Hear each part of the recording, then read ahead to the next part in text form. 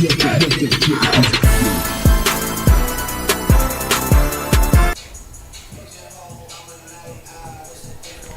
evening, ladies and gentlemen, and welcome to another great college football Saturday on NorCal Sports TV. We have the Chabot Gladiators and the Sacramento City Panthers.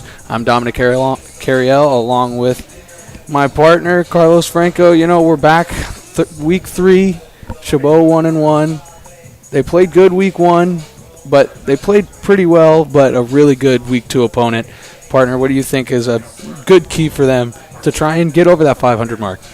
Well, first of all, like you mentioned, they played a tough opponent last week, the 12th ranked team in the state, Reedley. So I think just going back to basics, what really worked for Chabot the first week was good pass protection, not making mistakes, completing easy passes there in the area of the open zones, I should say.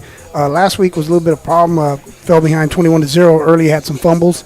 You can't win turning the ball over. So just avoid the early mistakes and stick to what they do best, protect the quarterback, play good defense, solid special teams, and have Tarangan just pick them apart, hopefully.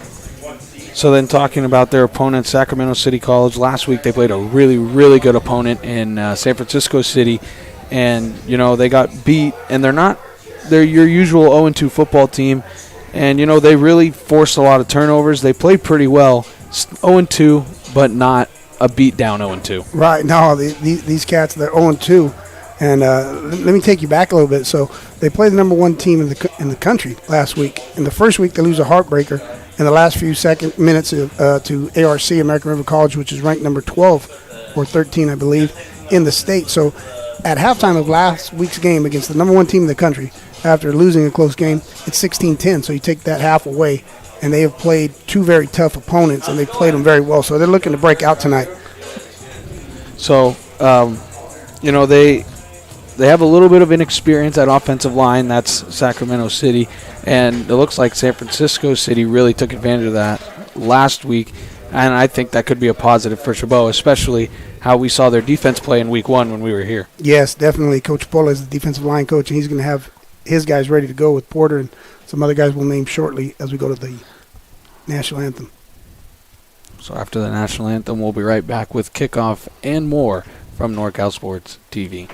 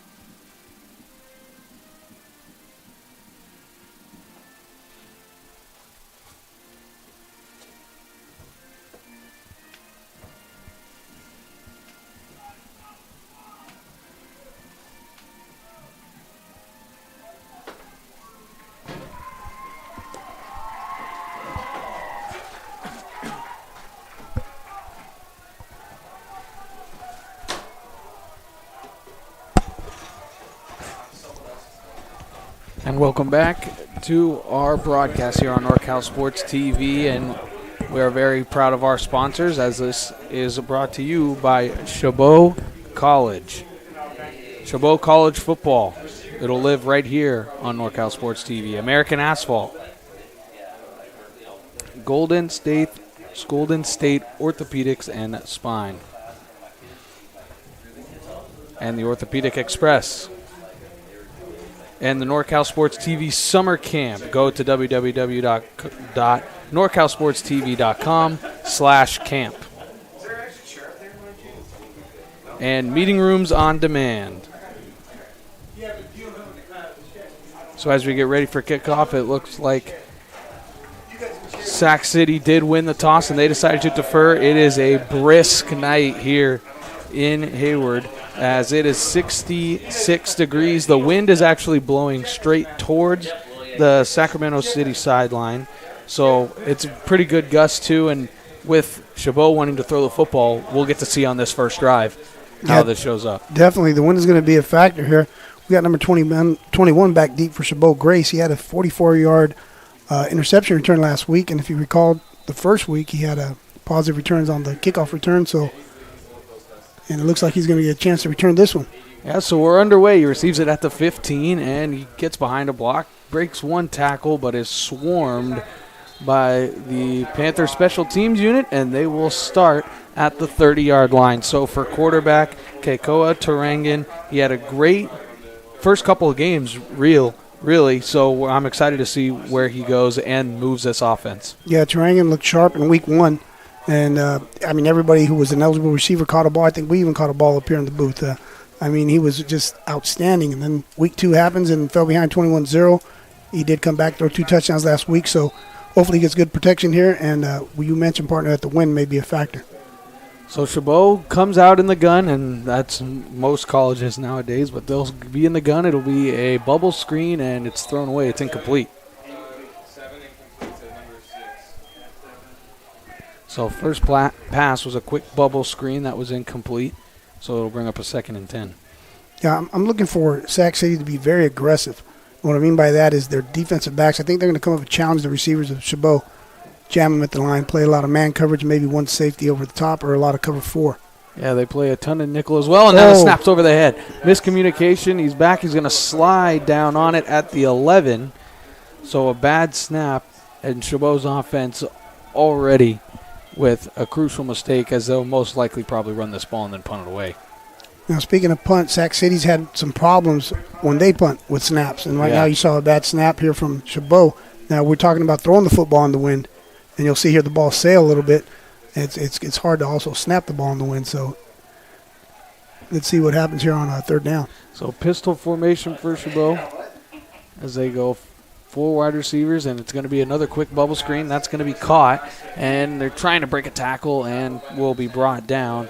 That was Jeremiah Crum with the catch, and it'll bring up a 4th down, and the punt unit will come on for Chabot.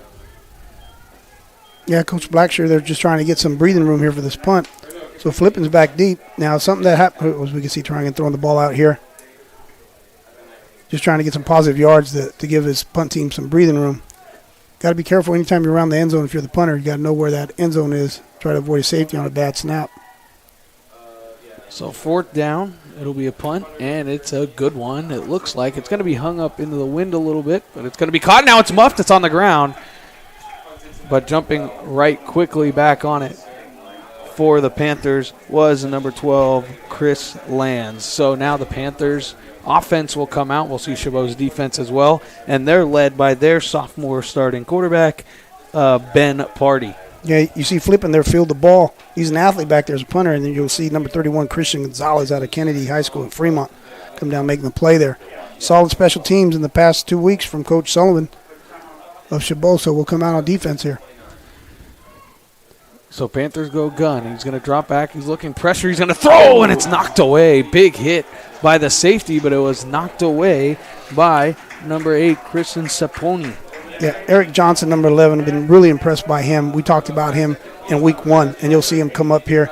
He's going to come in your screen and apply a hit there.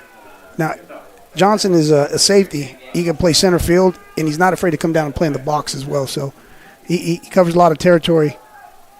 So does Eric Johnson.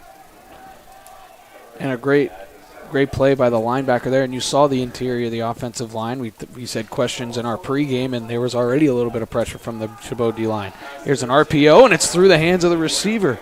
Pretty good throw is Elijah Johnson, the tight end, who couldn't make the play. Now it's 3rd and 10. Now, the quarterback we'll take a look at him for Sacramento City.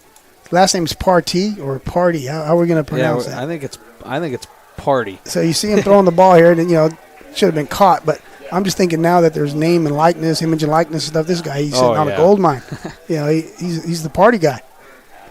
So something that we hadn't seen in a couple of weeks, Sacramento City's huddles. They get in the huddle and they don't get under center. Almost all their snaps last week were in the gun, which is what it is here. Drop back blitz coming, and it's going to be a sack. Freddie Moala out of Tennyson. Local guy, Hayward.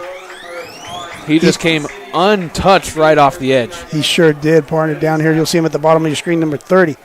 Looks like he's going to in pass coverage, and nope, it's a blitz. You see him come free, and he's the party crasher.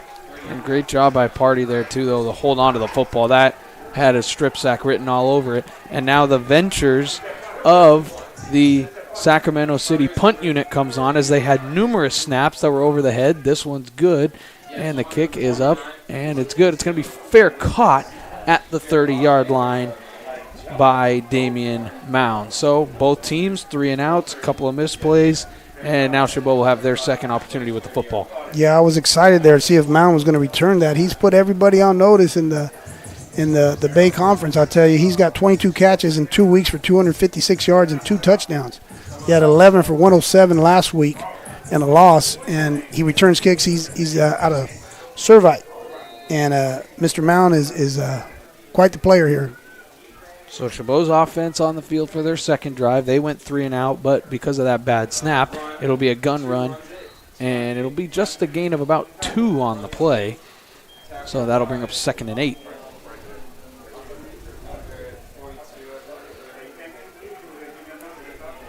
That was number 42, Hunter, on the tackle, I believe. So Chabot in the gun again. Tarangan looking back to the sideline. They're going to change the play here. Plenty of time on the play clock. No rush for Chabot. So they play the 4 down linemen, 3 linebackers. And everybody else on the field at DB. Tarangan drop back. He's going to throw a quick pass. It's up in the air, and it is incomplete, I think. Or is it intercepted? Still no call yet. If that was an interception, that was a heck of a and it's play. going to be... Got some Sacramento player injured. Two of them, they're going for the ball. Yeah, they both dove in. You'll see here a tip ball. And what an effort here. Look at that. So what happened, it looked like the ball hit the ground, but I'm not sure if he got his arms underneath there for the interception, but he's down on the ground. Hopefully he's okay. It looked like number 17, I believe, but we'll see the replay. Ball's tipped. And there you go. 2 players, number 7 and number 12. That's Riddick and Lands that collided. So I think what it looked like was Lands may have gotten a helmet to the knee, and we'll be right back after these quick commercial break. At Golden State Orthopedics and Spine, we want you to get your swing back, get your ride back, get your sprint back. With our top-to-toe orthopedic care throughout the Bay Area, we want you to get your life back. Golden State Orthopedics and Spine, ortho care for life.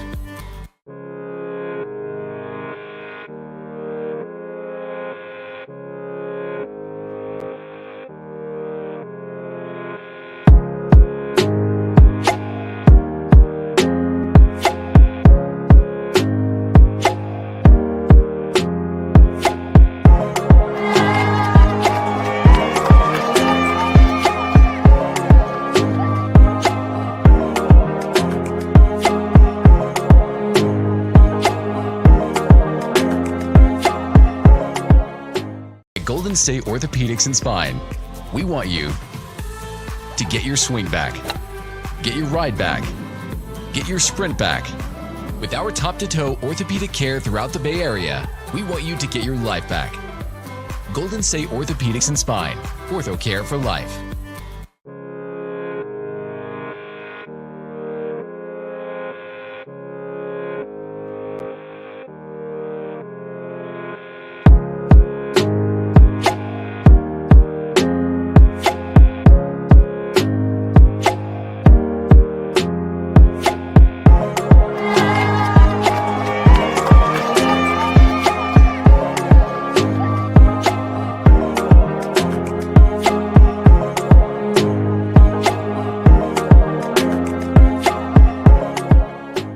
Golden State Orthopedics and Spine, we want you to get your swing back, get your ride back, get your sprint back.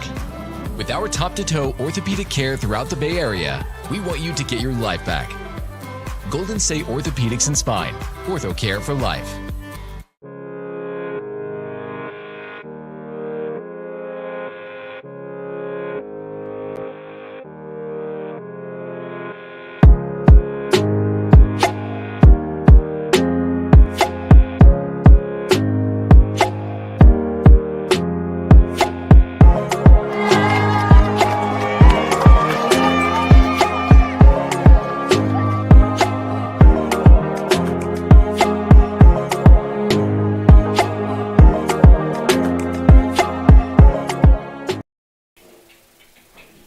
And welcome back after that quick break. Scary scenes here as it is Chris Lands from Monterey Trail High School in Elk Grove. He's a freshman defensive back for Sacramento City, as down and still is down.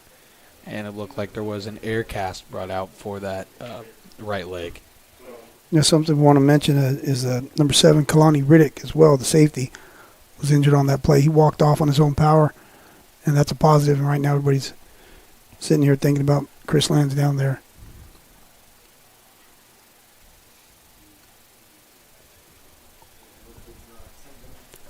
These situations are tough, but it's nice to see that both teams are kneeling down, and you have EMTs, you have also trainers from both teams working together. Yeah, quite scary moments here. And then it's also probably tough for both teams because then, after something like this happens, it's so hard to just bring your mind right back out to go keep playing this game. Yeah, no, regardless of what sideline you're on right now, everybody's thinking about the injured player, and you're right. You humble yourself. You're all amped up, the adrenaline's flowing, you're ready to play, and something like this happens, and everyone's on the same team at this point.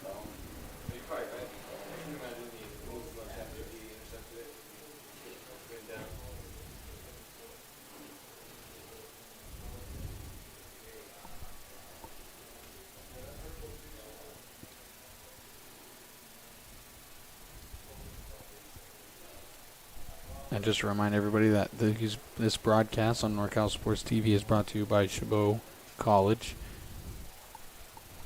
Football on NorCal Sports TV is brought to you by Chabot College Athletics. Chabot College Football. Learn more about our program at athletics.chabotcollege.edu.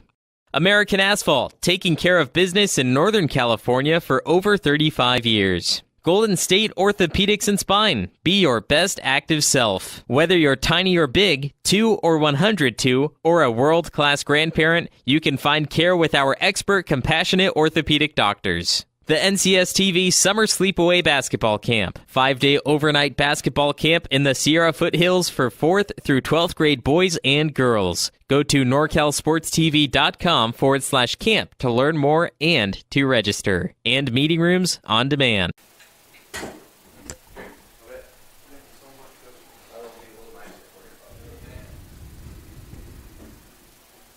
Golden State Orthopedics and Spine, we want you to get your swing back, get your ride back, get your sprint back.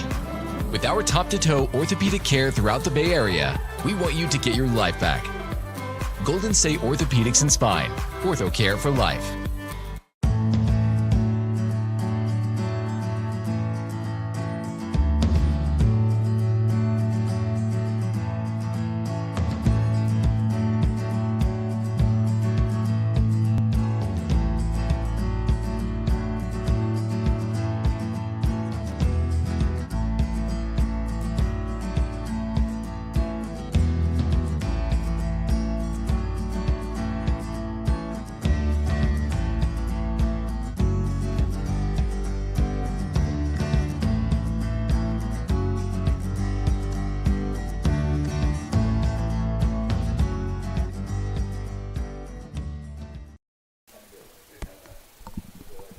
And welcome back as they are loading Chris Lands into an ambulance.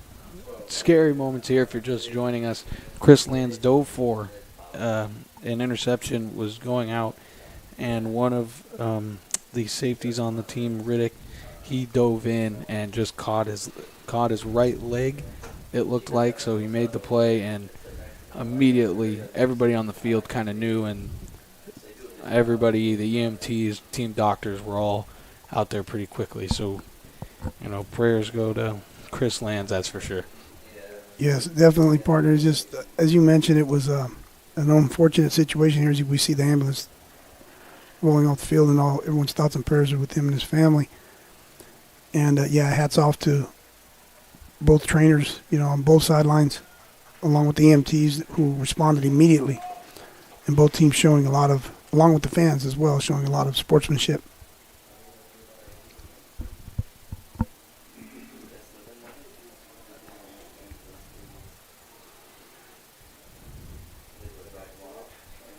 So as we get back to football here, it was indeed announced an interception. So it will be Sacramento City ball, and they will start at the Chabot 38-yard line. And here's that interception again. You see Trangan looking, ball was tipped, and you'll see Seven and also Lands come in there as you see them both down on the ground. So it gives his team an interception here, so Sac City's got a first down, and both teams have went 4 and out, 3 and out, I should say, on their first drive, so nothing's been established here. So as it looks like we're ready to go, and here we go. As Sacramento City has 2 receivers to the left, 1 to the right. It's pistol formation, and here's going to be the run. He's going to follow his fullback. He's going to break a tackle and stumble forward, and that's a good gain of about 5 on the play. It's a pretty good run. It was. Got number 99, all-conference, Robert Porter there, sliding down from his defensive tackle position. You'll see him sliding out here to his left, making a solo tackle there. And that was the first carry of the game for Otho Williams, who is their lead back as they break the huddle. 3 wide receivers to the left, 1 tight end on the line to the right. It's going to be another pistol formation snap.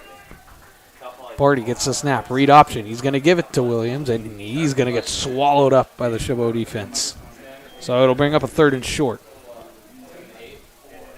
A nice open field tackle there by number 18 of Chabot, Malachi Mlay out of Granada. You'll see him going down here at the ankles, wrapping him up. There we go. Now it's a 3rd and 2, I believe.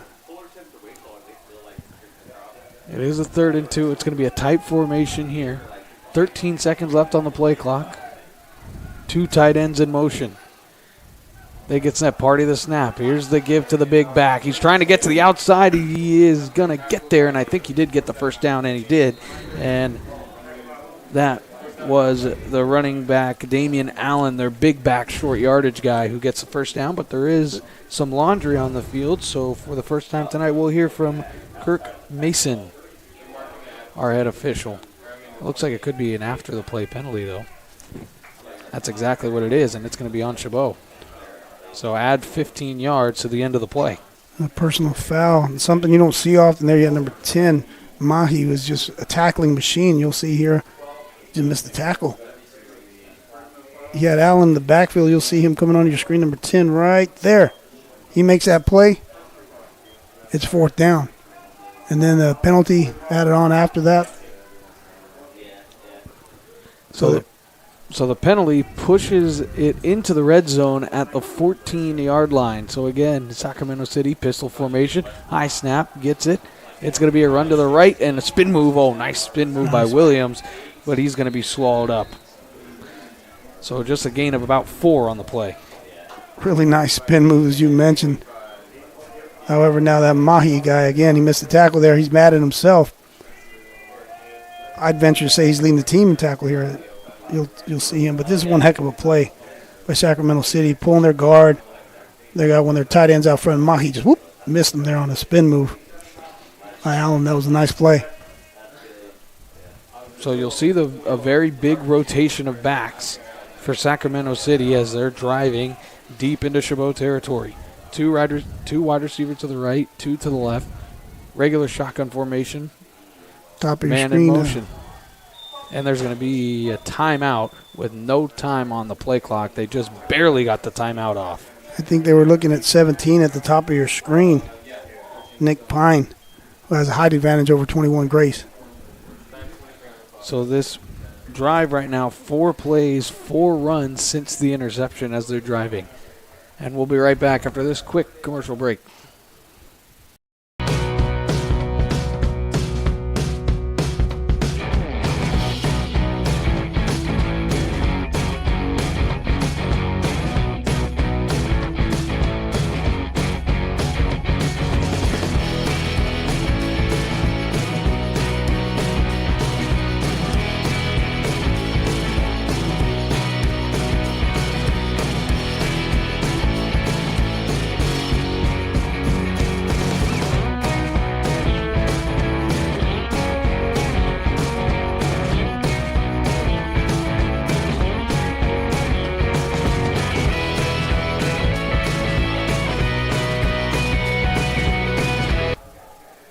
And welcome back out of the timeout.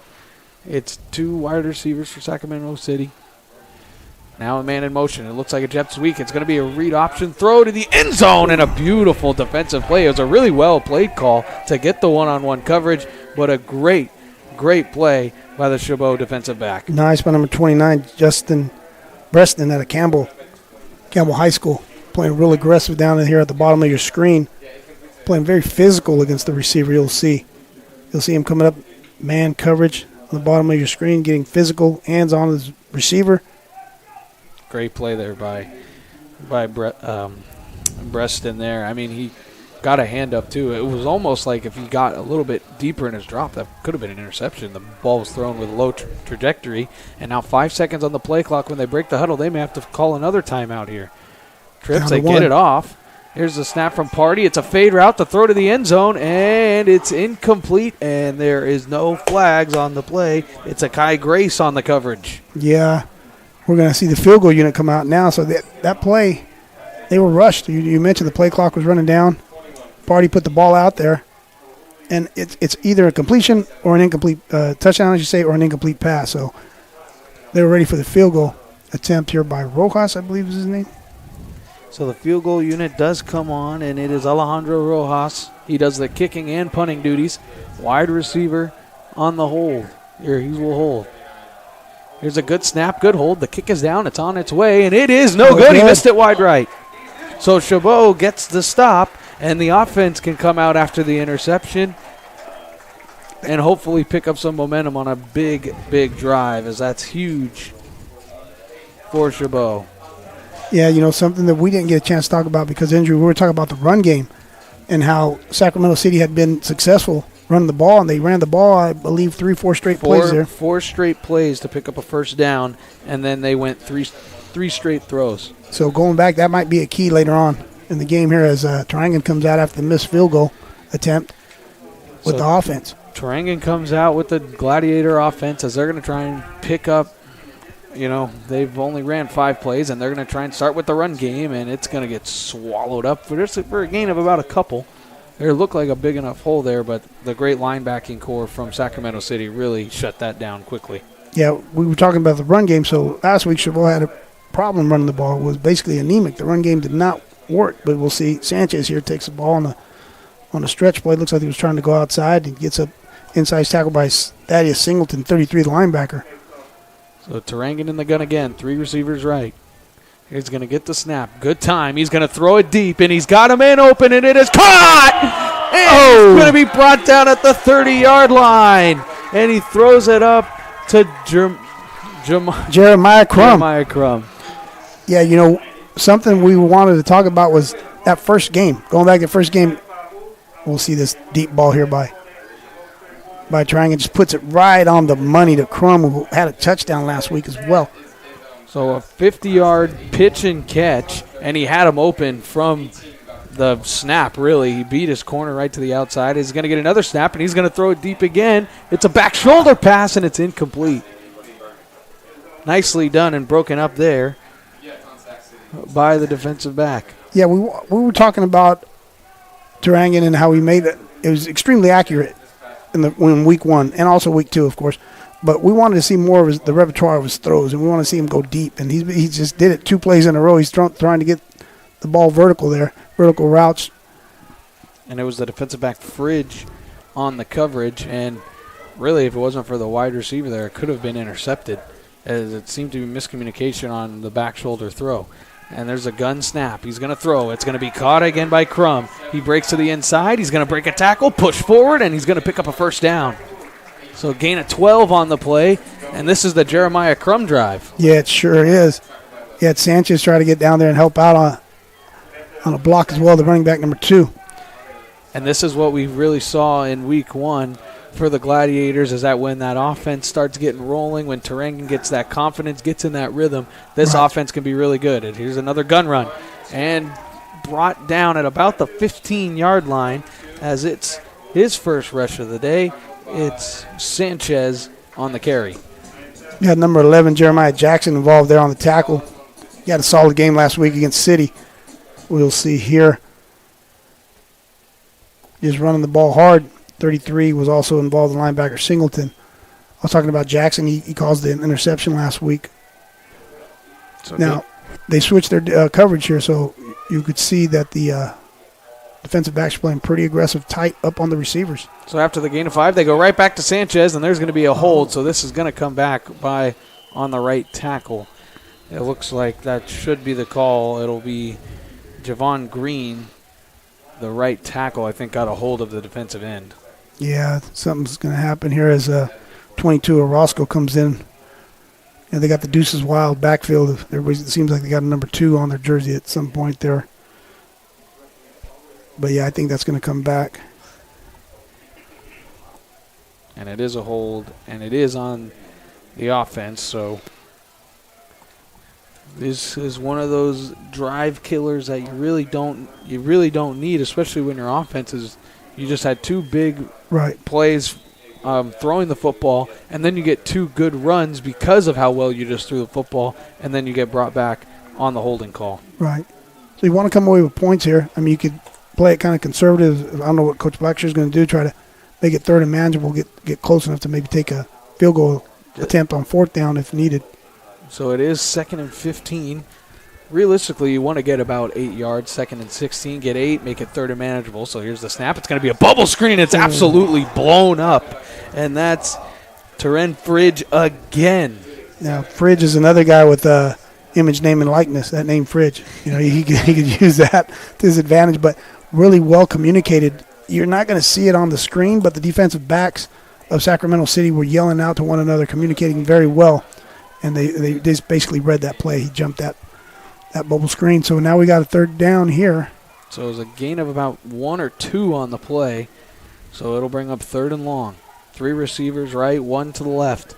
I wonder if they'll go to Crum again if he's got the single coverage. Turangan going up to the line, 5 seconds on the play clock. He's looking for it, and he's going to take the snap with plenty of time. He's looking for Crum again. It's a fade to the end zone. He's got it for the touchdown. What a beautiful throw again, and we said it right before the play. He saw that he had the single coverage, and he threw it to him again, and Jeremiah Crum, 3 catches and a touchdown. Yeah, really nice. Turangan had him down here. Now, these are lies with the eyes. Look, he looks over to his right, and he looked the safety off. You see the safety there, Jackson, he's a little bit mad at himself. He took the bait, like I said, lies with the eyes. Turangan looked over to his right, and he was the help over the top for the corner. Didn't get there, and touchdown, Chabot. And there's a snap. The kick, it is good. So after a couple drives, both teams kind of stalling, and then Chabot gets the missed field goal, and then they march down the field and pick up 6, as here it is again. We'll see it again. Look, gets on his back foot. He looked over to his right. That was enough to hold the safety, Jackson, and puts the ball over 18, and Crum. Like you said, that was a Crum drive. So 9 plays in 80 yards. They threw, and with a holding penalty on the offense, too. So you can realistically maybe say that's a 90-yard drive, as they had to get 10 of it all back. Yeah, they looked good there. And run the ball. We talked about how anemic the run game was last week. So That's a positive as well. So we'll see that, a little bit of confusion there. Sac City rotating some guys in and out on the kickoff return. Hunter came out, who plays defense. He's defensive end, I believe. So he's out. 9 plays. They went 6 passes, and, of course, the 2 big ones, the 25-yard touchdown throw and the 50-yard bomb to really set it up. As here's the kick. It's going to be muffed again. As here comes Sacramento City. Big return, but he goes down, and Got a that penalty would have been dangerous for Chabot, as that probably would have went to the house, as it was Kalani Riddick that was back to receive. And there is a penalty marker down on the 20-yard line. That was Riddick, right? He was injured, if you recall, so it's nice to see him back in the game. So it could be, it's looking like it is going to be on Sacramento City. And it's going to be an illegal block in the back and illegal hands to the face. So 2 penalties. One of them obviously declined. So bring it back 10. So, again, the Panthers will get the ball for their 3rd drive of the game, but this one's back deep in their own territory. Yeah, see what Coach Fanena does here. If he's going to be aggressive, maybe blitz. He was successful blitzing number 30 early in the game, Moala. So let's see what happens. So in the gun again. This one, just one tight end. He's in motion. There's going to be the snap. It's going to be the give. And good push by the offensive line, as it's going to be bounced to the outside. And just like that, they're out of the shadow of their goal line. And it's going to be a first down, as it'll be just about a gain of 10. Good-looking play for Sacramento City College there. And now it's in the hurry-up. They haven't done the hurry-up all day, and immediately there's a flag on the play, and it's going to be a false start.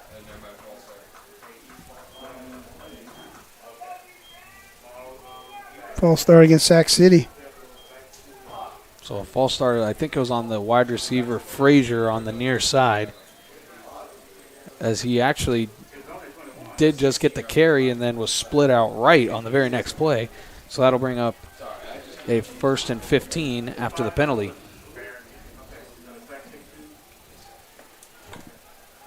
Got to watch out for a screen here to the running back.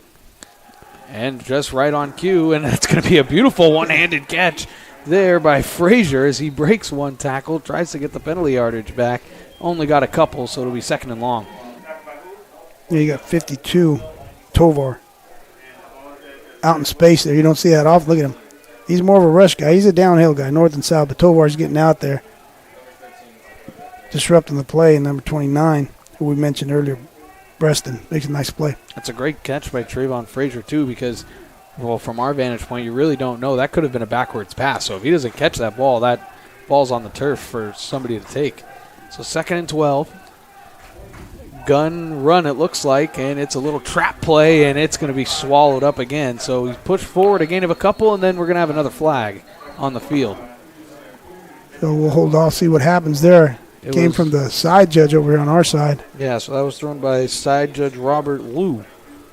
Another guy I didn't mention is 45 on the tackle there, Tulakitao, who is a guy that plays every down just really hard for the Warriors here, Gladiators, I should say, excuse me. And he doesn't get a lot of credit like the other guys around him, but he's just a stalwart there. He just plays hard every down. Number 45, sophomore, out of Fremont. So we'll take a look here. You'll see 45. There's just meeting him in the hole and driving his feet, taking him down along with his teammates. So it's going to be 3rd down and about 9 yards. So it was sideline interference was the call, so that's the warning. So it'll be 3rd down and 9. There's a snap. Play action pass. He throws. He's got his man, and it's going to be caught and brought down at the 46-yard line of Chabot. And that's a beautiful throw there by Party. And it was brought in by number 18, Tendadi Gumara, and that's his first catch of the game. Yeah, that's just tough because you got 3rd and 9 there, and you give up that pass. Now, Marcel Anderson's running with him. Not necessarily bad coverage. He's there with him, but that was a good throw by Party. Bring up the 1st down, give them a lot of breathing room. Now they're past midfield at about the 45-yard line. Now that's a correction. That was actually number 19, not 18, Jonathan Berenes with his 2nd catch, actually. So now man in motion after the big play, 1st down. Here's a snap. It's going to be a rollout. He's going to set his feet, throw. It's going to be bobbled but caught for a gain of about 5 on the play, and that's Nick Pine with his first catch. You got 29, Breston again. He's been a busy guy this first quarter. Shoot. Batted ball, couple tackles, solo tackles he's got going. You'll see Pardee scanning the field, rolls out to his right, completes it there. Look at that. Nice form tackle. So gain of 6, actually, officially. So it'll be 2nd and 4 for this Panther offense. 2:46 to go, first quarter. 7-0 Chabot leads on the touchdown pass. As here's the snap. It's going to be a little shovel pass, and he's got a sealed off edge, and that's a beautiful play call, and that is a beautiful run play there, and it's going to be by Tendi Guamara on the carry. Really were executed really well there by Sacramento City. That's a gain of about 20 on the play on the rush, and that's actually Otha Williams, number 16. You see the linemen that they like to pull their guards, and you can see a lot of white shirts out up front sealing that edge. Yeah, Giving a chance to get out to the perimeter there. Positive gain now, so we got first down and Pardee's. great job by the tight end there as well to seal the edge, and then that opened up that lane as they're going to go right back to Williams. He's going to pick his way through and gain about 4. We were just talking about how the run game is going to be big today. Sacramento City is trying to establish that run. They got two backs. And right now, Chabot is going to rotate some defensive linemen. And as I mentioned, they like to pull their guards. They pulled them that play, and they also like to have their tight end involved, or their wing back 87, whatever you want to call them, H-back. So now you have 2 guys in here. You have 87 and 14 at tight end and H-back or wing back, Yeah. as you can see them resetting there. 87, Jackie Johnson. He's been in motion quite a bit, and they're going to give it right back to Williams, and he's going to barrel his way to the 10-yard line. It'll be 1st and goal for Sacramento City. Now, we were just mentioning those 2 guys there. They lined up on the right. They reset to the left and ran to the short side of the field, and they ran the ball right behind those 2 big bodies. You'll see here 87 and 14 resetting. Ball gets snapped. Chabot is set, ready to go, and you see just a lot of strength there, a lot of leg drive. Mahi in on the tackle there. And so we have an injured Chabot player, and that is number 52, Alejandro Tavar, a defensive lineman. He's down on the play. He's sit up, though. It looked like he may have gotten just rolled up on the ankle, it looks like, is what they're showing. Tovar's a tough guy, 2-year starter here. Plays defensive tackle as well as defensive end. I was mentioning him earlier when he was out in space there, how that's not really what he does, when he was going after that running back in space. So we'll be right back after this commercial break during the injury timeout. At Golden State Orthopedics and Spine, we want you to get your swing back, get your ride back, get your sprint back. With our top-to-toe orthopedic care throughout the Bay Area, we want you to get your life back. Golden State Orthopedics and Spine, ortho care for life.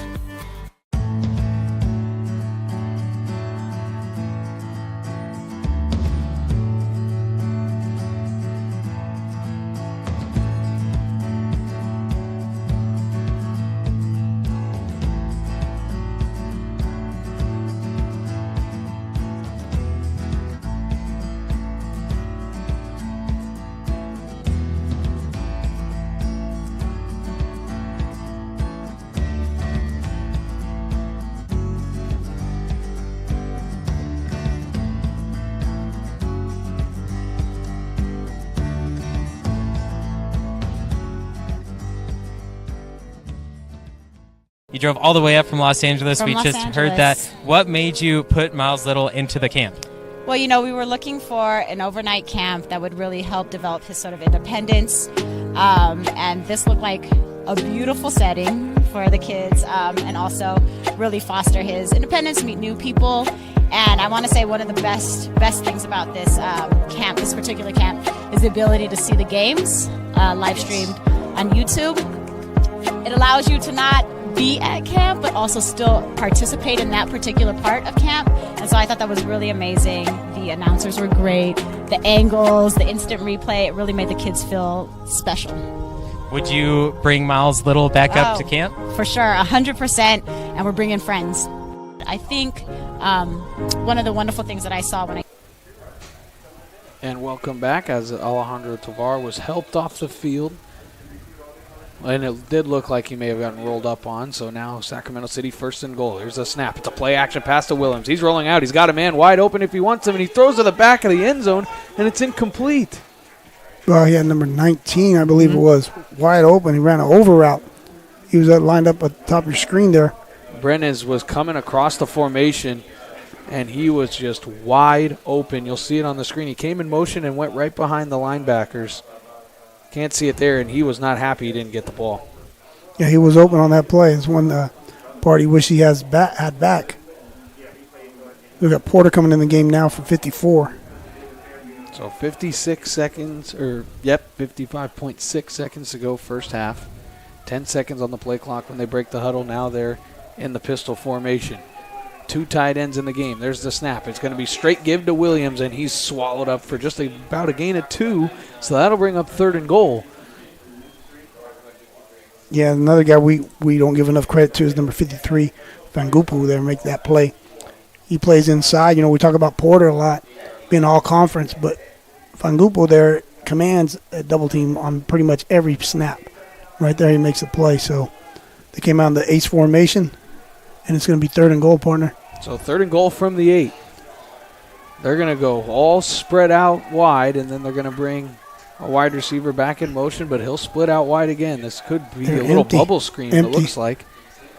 And there's the snap he's going to give. He's got a man open. It's going to be caught, and he's going to be just short of the goal line, I think, and he is. He's down at the 1. Oh, one referee said touchdown, and it is. It's caught for a touchdown. That is Jonathan Berenes. He's had a very good first quarter and the diving catch. He's also the holder, so he'll stay out there for the PAT. Yeah, I don't think he's mad about the prior play now No. when he was wide open in the end zone and Nope. they missed him. So I think he's okay now. Him and Party will be friends again. So he, like you mentioned, he's the holder there. So here is the extra point, a missed field goal earlier in the game. There's a good snap, good hold, good kick, and he missed it wide right again. He got 29 Breston in there again. He's having a heck of a half in there. So that's 2. You'll see. Oh, well, that's the prior play. I'm sorry about that. We'll see. So 2 missed, one missed field goal, 1 missed PAT by Alejandro Rojas. Here's a And touchdown. both wide right. There you see Party looks to his right. He had 3 receivers to his right, an empty backfield.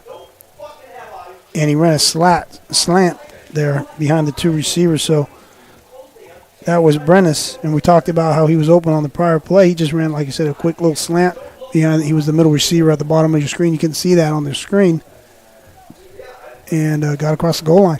So after the missed extra point, Chabot still leads 7-6. That was a very long, methodical drive there by Sacramento City. Got Ronald Fox back deep for Chabot, along with, I'm not sure who the other returner is. So that was a 10-play drive and 4 passes on the play, or on the drive, excuse me. And then plus they had the 5-yard penalty. But they marched down the field 90 yards, and now it's a 1-point game. Got Fox with the return here. So it's going to be picked up by Fox. He's trying to break it to the outside, but great job by Sacramento City to swarm and make the tackle at the 25-yard line, and that is the end of the first quarter. So at the end of 1, Chabot leads 7-6. We've got a good one on our hands on a beautiful Saturday night. We'll be right back right after this. The way up from Los Angeles, From we Los just heard Angeles. that. What made you put Miles Little into the camp?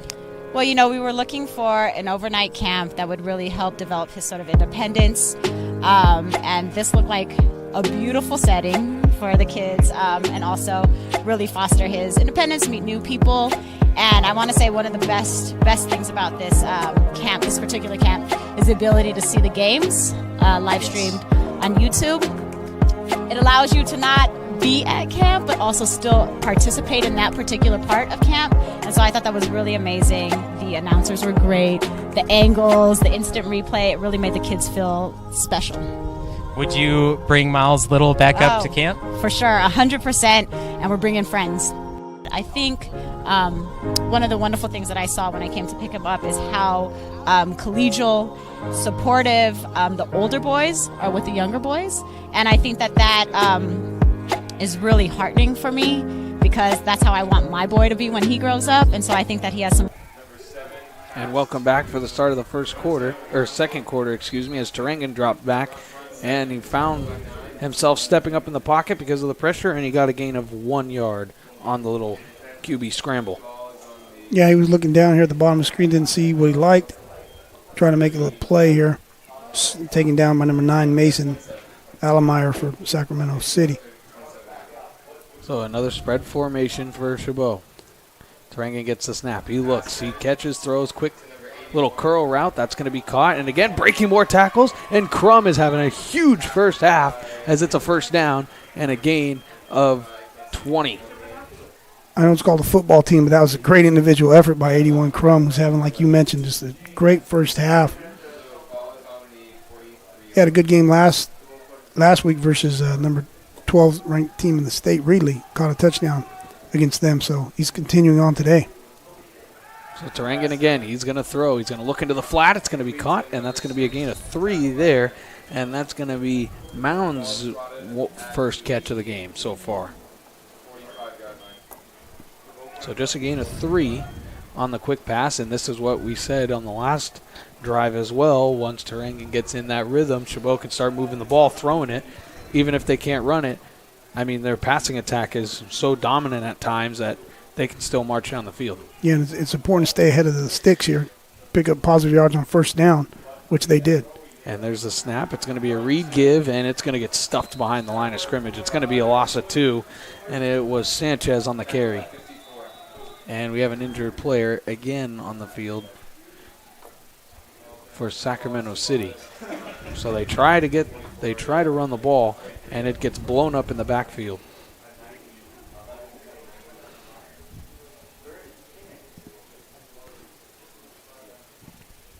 I'm not sure what number that is and who's down there. 43. So that is Falagi Vaha. He's a linebacker, freshman.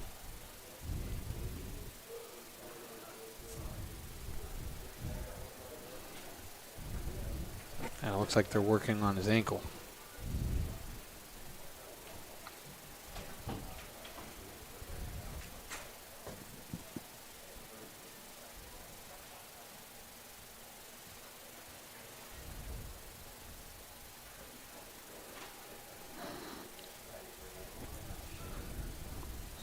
So after the injury, it'll be 3rd and 9 for Chabot.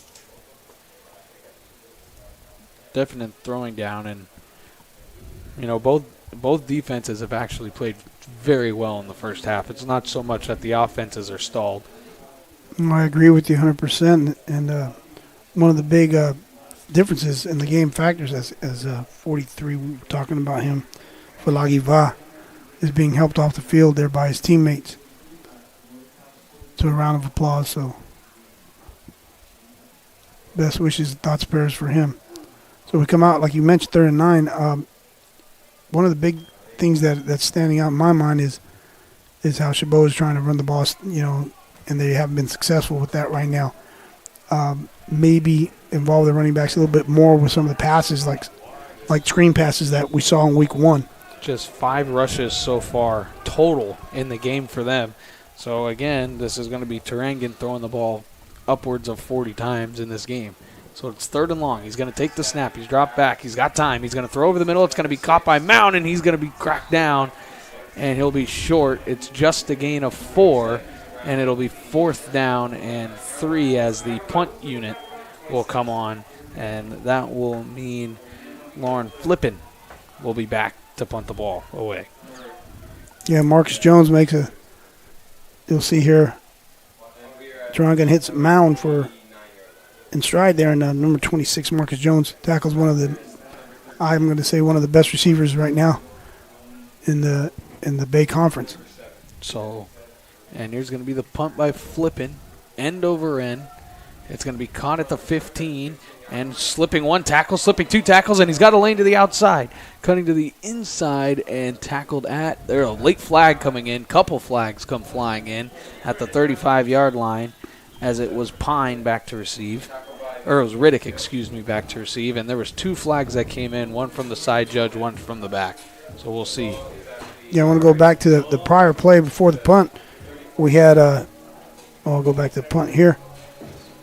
Nice return, missed tackle there by 22, Orozco. It looks like one of the fouls, I think, was right there. Looked like it could be a block in the back on number 21, Eric Ridge. And going back to the third down play, we had 77, Pole, the right tackle, Division I prospect, come off the field holding his arm. So that's something we're going to have to keep an eye on for Chabot. So it was a illegal block in the back on C.J. Elkridge of Sacramento City. So they're going to start their next drive at the 25. As they come in, spread formation, and here's going to be a gun run to Williams right up the middle, and he's going to gain 5, maybe 6 on the play. It is going to be a gain of 6. Yeah, we talked about Johnson at the beginning of the broadcast. He's not afraid to go down there and get dirty, right? Put his nose down in there and make a play. You'll see Johnson come from a safety position. A really good job by Sacramento City pulling number 77, the guard. And then you see Johnson coming out there. So we talked about how they like to pull their guards. That was 77, Lara, who also is a center as well. So Frazier is the big back in the backfield. They're going to give it to him again. He's going to try and bounce it, but it's blown up, and now he's going to try and switch field, cut up the middle, and he's going to gain about 4, so it'll be 3rd and 1 on now. That run game, Sacramento City's starting to take effect here. You'll see Porter, 99, pushing the 71 back. Nice play by Porter, causing the running back to redirect. Just another missed tackle there. Mahi, once again, he's going to be upset at himself when he watches this film because Mahi is a tackling machine. So it's going to bring up 3rd and about 1. So 3rd and 1. It'll be Damian Allen in the backfield. Tight end in motion. They're going to give it to him straight up the middle, and he's going to get swallowed up, but he's going to get that little push forward to pick up the first down by a yard. It's a gain of 2, and they'll move the chains. So, yeah, it's looking like the Panthers' last drive, 10 plays, 5 runs. Now this drive, they start out 3 straight runs, and it looks like they're just going to try and wear down this Chabot defensive line. Yeah, number 8, Kingston Sapoy, along with number 90, made that play there for Chabot. Graham, defensive lineman out of James Logan.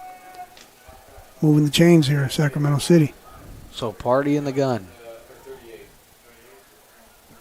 So another new running back, and this is Francois Jr., and it's going to be a quarterback keeper, puts his head down, and he's running over linebackers, and Party picks up 10 and another first down. Now, Party's more of a drop back passer. You know, that's something totally different there. Now, that was 15. Yeah. That wasn't him. That was Lindahl. Right? You So mentioned they that fooled us. Francois was in as well, so. So that must have been a running jumbo package. We didn't see any of that in the game last week. No, not at all. But Francois did throw the ball on the touchdown. He threw a halfback pass, so we got to watch out for that trickery. So staying in the game is Lindahl again. He's in the gun. So after the gain of 10, they stick with it. It's going to be another motion run. There's a snap. He's going to keep it again. Lindahl, he's going to break another tackle, stumble forward, and it's going to be a gain of 8. Yeah, just running that, just like the RPO, he just decides to keep it. Has the option to give. So You'll see here. this is looking like a Cam Newton. No, that's a design run. He pulled the left guard, 71. Just Cam Newton power type Yeah. of play calling right now with Lindahl in at quarterback. And he's going to stay in there again. And they've got their big back, Francois Jr. in there. And there's another motion. There's a high snap, and it's going to be the give this time to the receiver. It's actually the running back, Williams, who is in motion, and he's going to be wrapped down and a first down. First That's down. a gain of 5. I think that was Ben Chor for Chabot. They came up and made a nice tackle there.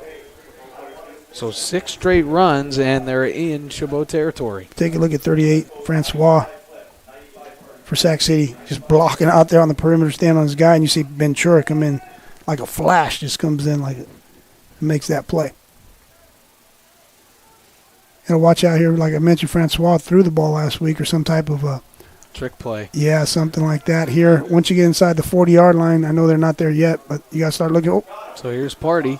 There's a snap. It's an offside, so it was a free play, but it's going to be wrapped down. It's going to be a loss of 1, but it's not going to matter after the offside, so it should be 1st and 5 after the penalty. yeah, now definitely look for something crazy here because that's a great situation to be in if you're an offensive coordinator to have a 1st and 5. Let's see let's take a look and see what the referees are going to say here. They're staying in that set, though. As the play stands right now, it is a loss of 1. It looked like a pretty clear jump from one of the defensive tackles. Neutral zone infraction or something. They're talking about it now. They could be talking about maybe one of the offensive players forced them to jump. We'll see. Maybe it's a false start. A lot of things could have happened. Sometimes you get guys, pretending they're quarterback, a lineman calling the cadence or something like that and causing someone to jump, which is also a penalty. So Conversations, as here's our referee, Kirk Mason, is he's going to make the call. And it's going to be on the offense here. no, Oh, no, it is on the defense. And then after the play, it's a personal foul on the offense. So this will be first down, but they're going to walk I'm it gonna off. say, So yeah. what's going to be is going to be basically 15-yard penalty minus the 5 yards. so it'll be 1st and 20 after the 2 penalties. Well, Chabot's got to do something with this gift here that they got. Yeah, not being able to stop the run, and then you get this penalty that almost forces them to have to throw it now. Well, maybe not, actually, the way that they've run the ball on this drive. So we'll see He's still in what there. they do here. It's Party in the gun. There's going to be the snap. It's going to be a give, and he's going to pick up about 5 yards on the play, so it'll bring up 2nd and long again. That one was Frazier on the carry.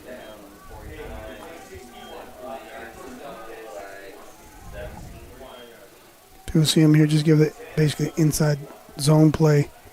And Jerusalem, number 40, comes up, makes tackle for Chabot. So in the huddle again, it's Party still in at quarterback. As we saw Lindahl in for those 4 plays. They were really successful with Lindahl with that set. As Party's back in now. So Party in the backfield.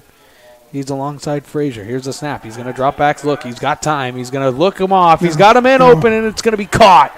What a great back shoulder throw and a really good catch to stay in bounds. It was Miles Williams. That's his first catch of the game, and it's a 1st down.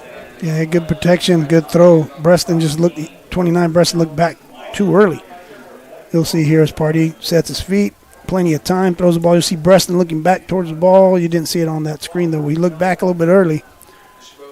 And when he looked back, obviously the receiver keeps running, so he creates a little bit of separation from the receiver and the defender.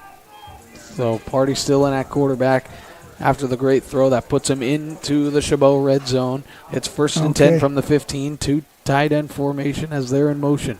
Run to the short side. There it is. There's a snap. It's going to be the give to Williams. He's bouncing it all the way to the outside, and a great job on the defensive end to knock him out of bounds, and it's just a gain of about 3 on the play. That's the same play we saw down at the other end zone there on their last when they scored a touchdown going away from the scoreboard. They like to use the tight end, as you'll see, 87 and 14, big bodies. Try to outflank you there, 74 out front, strings the play out to the right, I should say, and I think that was Benchora, 39. Yeah, so it is Elijah Johnson and also Jackie Johnson. I'm not sure if they're related, but 3 wide receivers set on the left. Here's the snap, pulling guard. It's going to be the give to Williams. He's going to bounce to the outside, cut up the field, and he looks like he may be a little short of the first down marker, and he is, so it'll bring up 3rd and 1. So Here we go, take a look at the play here. He's being very physical up front, 77. We mentioned him as he's also a center at times, so pulling to his right, 77 is Jaime Lara. And they're establishing that run right now. 3rd down, this is going to be, So they can still get a first down here, but this is definitely going to be 4-down just territory. one pass on this whole drive as they're going to go pistol bunch. Here's the snap. It's going to be a give right up the middle. He's got the first down. He's inside the 5, and he's down to the 1-yard line. It'll be 1st and goal.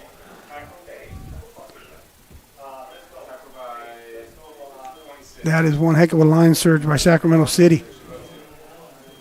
So it'll be 1st and goal at the 2 for the Panthers. Take a look at the replay. 87 leading the play there. Johnson, he just got right behind him like a fullback. Yeah. We've been talking about Johnson there. He's been blocking very well. Don't fall asleep on him. Maybe they sneak him out in the flats, throw him a ball on a play action. And there's a snap. It's going to be the give to Damian Allen. He'll go up the middle. He's stuffed, but on the second effort, he's into the end zone for a Panther touchdown. Fangupu had him, hit him behind the line there. And Allen just would not be denied, man. Good effort by him to get in the end zone. You'll see Fangupu here. Bam, hits him right there. And Allen just keeps his feet. Great balance. So a 13-play drive going 75 yards with 12 rushes. And that is just showing really your dominance on the offensive line. There's a snap. The kick is up, and this one is good. So now we are back within a one-score game as Sac City takes the lead 13-7. See that touchdown again. I was talking about Fangupu. Hits him right there. But he lands on top of Fangupu, and he keeps his balance and goes in. Nice play by Allen and the offensive line of Sacramento City.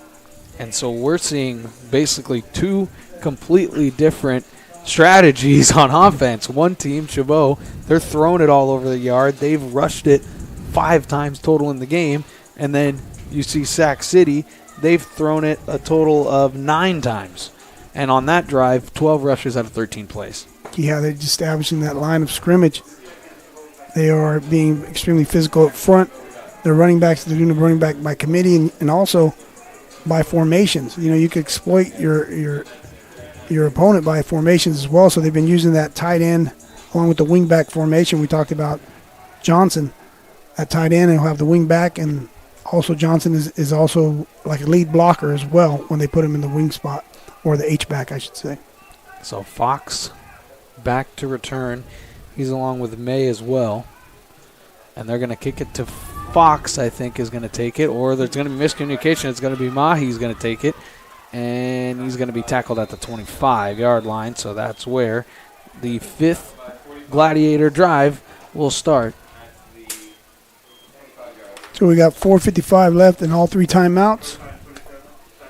Your quarterback's Tarangan. That's okay. We'll see the return. A little bit of miscommunication like you were talking about there with Fox, and not sure what the other number was there. We got 3 timeouts as we mentioned. 4:55 left. So all 3 timeouts, as you were saying, as they're going to start at their own 25. Spread formation again, gun. Tarangan gets the snap. It's going to be a quick throw on the slant. Caught by Mount. He's going to break 1 tackle. He's going to push forward and gain about 9 on the play. So it will be. Yeah, Mount is shifty. Catches the ball. Nice to see Polo back in the game as well. Look at Mount. Just stops, puts the brakes on, spins on a dime, as we say, and just nice catch. But there's a penalty marker. I guess now they're going to bring that back. It's a false start. It's going to be a false start on the offense, so that'll push them back after the good pickup. After the good pickup on first down, it will go for naught. So as you said before on the last drive, they need to stay ahead of the chains, and that one hurts when it goes from 2nd and 1 now to 1st and 15. So spread formation again, 3 receivers top of the screen. Durangan gets the snap. He's going to throw it deep, and he overthrew Mound, and it's going to be incomplete. You know, they like the matchup down here with Mound, but there was some miscommunications. Durangan threw the ball deep. Mound stopped his route. And it was Drayton on the coverage. You'll see here, he looks to his left, knowing he's going to throw the ball over here, but Mound's super fast. We know that, but he just stopped running. I don't know if there's just miscommunication there. So press coverage across the board here from the Panthers. That's a more spread formation football from the Gladiators. Now they back out of it. Still like the matchup down here at the bottom of the mound. As Durangan's dropped back, he throws. He's going to throw it to Mound on the comeback, and he threw it out of bounds. Incomplete. He had him open, too, on a really good route. So now it'll bring up a 3rd and 15. You know, we're talking about Mound down here. I do like this matchup. Coaches do as well. And just Errant throw. He had him open. Yeah. We did mention earlier that the running backs haven't been involved too much in the passing game here for Chabot. So Durangan in the gun again. He's going to get the snap. He bobbled the snap. Blitz coming. He rolls out to his left. He's looking to throw. Now he's going to run, and he is hit behind the line of scrimmage, and he may have just barely got back to it. And it'll go probably down as a sack, a loss of 1, and a 3 and out, and they'll be forced to punt. Yeah, Durangan just that play was just not good from the get, as we say. But Durangan makes a smart decision, not trying to make anything happen right there in regards to something, throwing the ball down the field or trying to make a crazy move there. Just protects the ball and allow the punt team to come out. But he did bobble a snap there earlier, so like I said, that play didn't look good from the beginning. So flipping to kick. And he got pressure on him, and he did just get it off, and it's a pretty good kick. It's a wobbler, gets the bounce, and it went out of bounds at the 45-yard line. So they'll start in Gladiator territory as it'll be 1st and 10 for the Panthers. Now, Sac City, we talked about they've been running the ball really well, but they did have that deep ball to help set up the touchdown.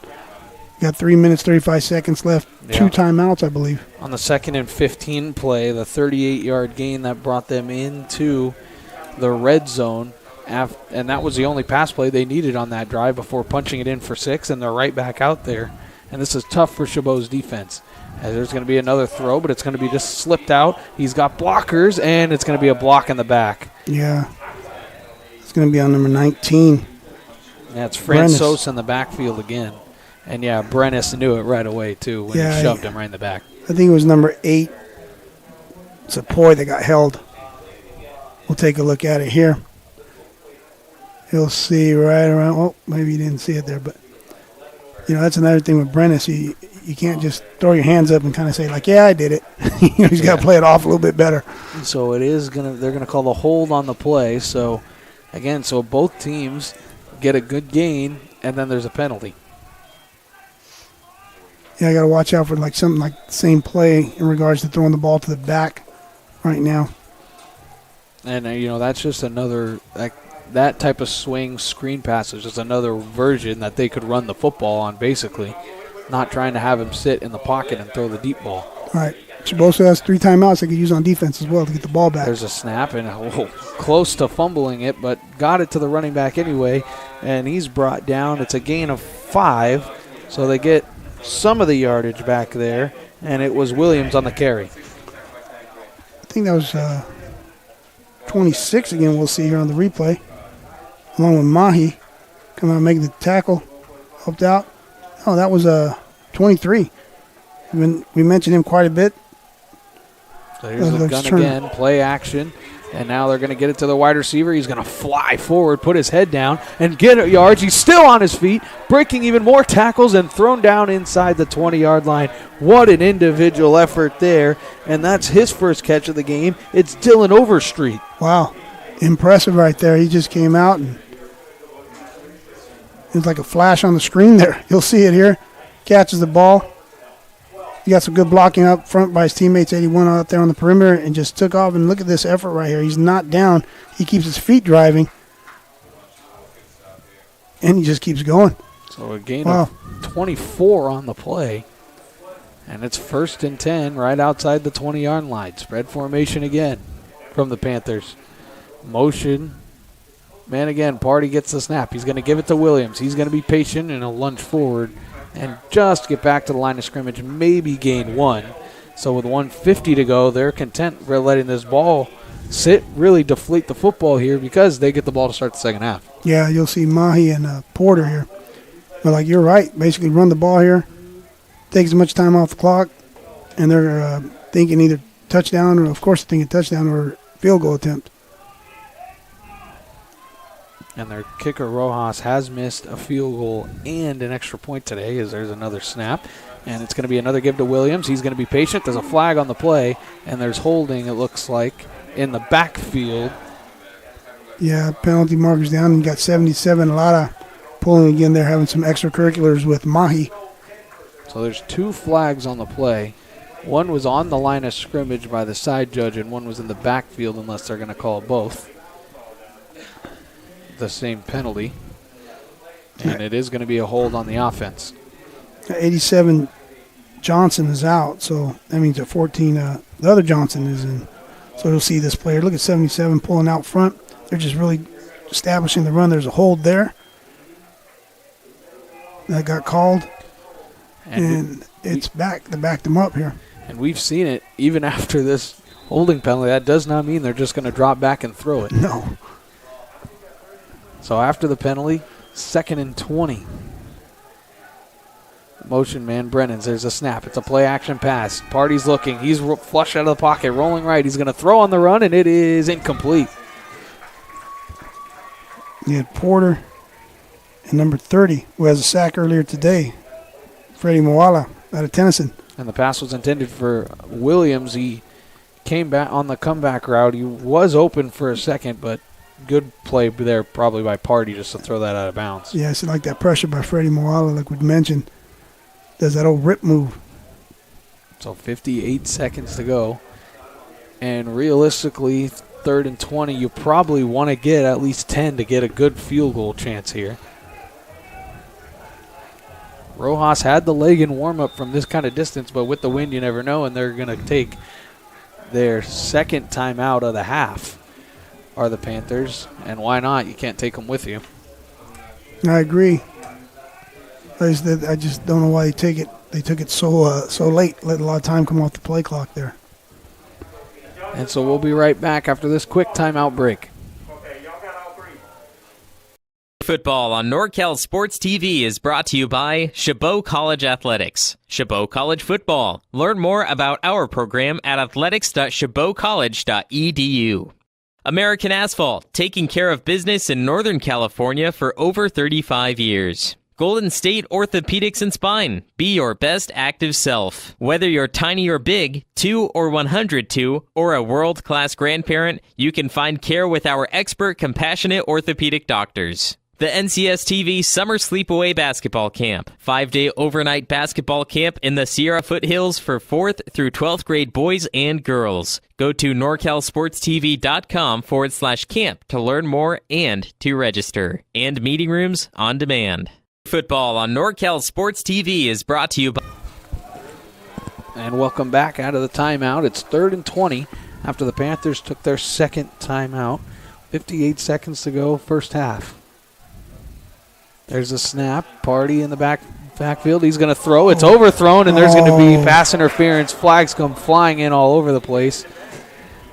Not a great penalty there, as that looked to be overthrown by a couple yards, but Party is down in the backfield, and he's slow to get up, and he's hobbled a little bit as well.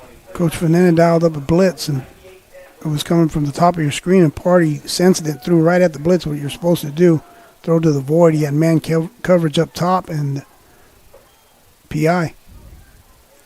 And on 3rd and 15, that is not what you want from your defensive backs. Right. You'll see the blitz coming here from the top of your screen. Party sees it, throws in that direction, and you get the pass interference. I talked about the timeout before. It depends what you're trying to do. Coach was waiting over there for more time to come off because he doesn't want to give Chabot any time left on the board. But now that's out the window because of penalty, and the clock stops anyway. So it's working out for Sac City there. So it was Turner that is called for the PI on 3rd and 15. So it is first down. I like the play call there by Coach Fernandez though, with the applying the pressure with the blitz. So now it's 1st and 10 from the 18. Party is out of the game now. It's Lindahl in the backfield again. They're going to go empty set. And they ran the ball out with him, so maybe a quarterback draw. I don't know. Here's the snap. He's going to look, and there it is. QB draw, and he can't break the tackle. Great job there by the linebacker for Chabot. Yeah, I talked about number 45 to Lucky Tao, guy that just shows up every day, does his job quietly, leads by example, and you'll see him here just make that play. Sophomore returner, local guy here, Fremont. And you watch Lindahl here, and the Panthers are going to take a timeout, and Lindahl got up shaking out that right shoulder. So now if you have both quarterbacks, I'm not quite sure who the third option is for them, as Lindahl seems to be their running quarterback regardless. So it's, I guess, scary moments here for the Panthers. With 24.6, they take their last time out of the half. It'll be 2nd and 8. And, I mean, with you taking your last time out there, you're going to start throwing the ball. Well, yeah, unless they're going to come up, it being second now, they could spike the ball if they have to, stop the clock and bring the field goal unit out to attempt a field goal. But going back, let's go back a little bit. Who's going to throw the ball? Who's going to spike it? Like you mentioned, they're down their second quarterback right now. Who's third string? Because Party came off the field after he got hit on the blitz, hobbled, and it looks like he's coming back out on the field. So you would think with Lindahl on the sideline, you can anticipate probably a couple shots to the end zone here. Yeah, definitely he's going to throw the ball, try to get in the end zone, and then what will happen is, in the back of their mind, they have their field goal unit ready to go on the sideline. So gun formation.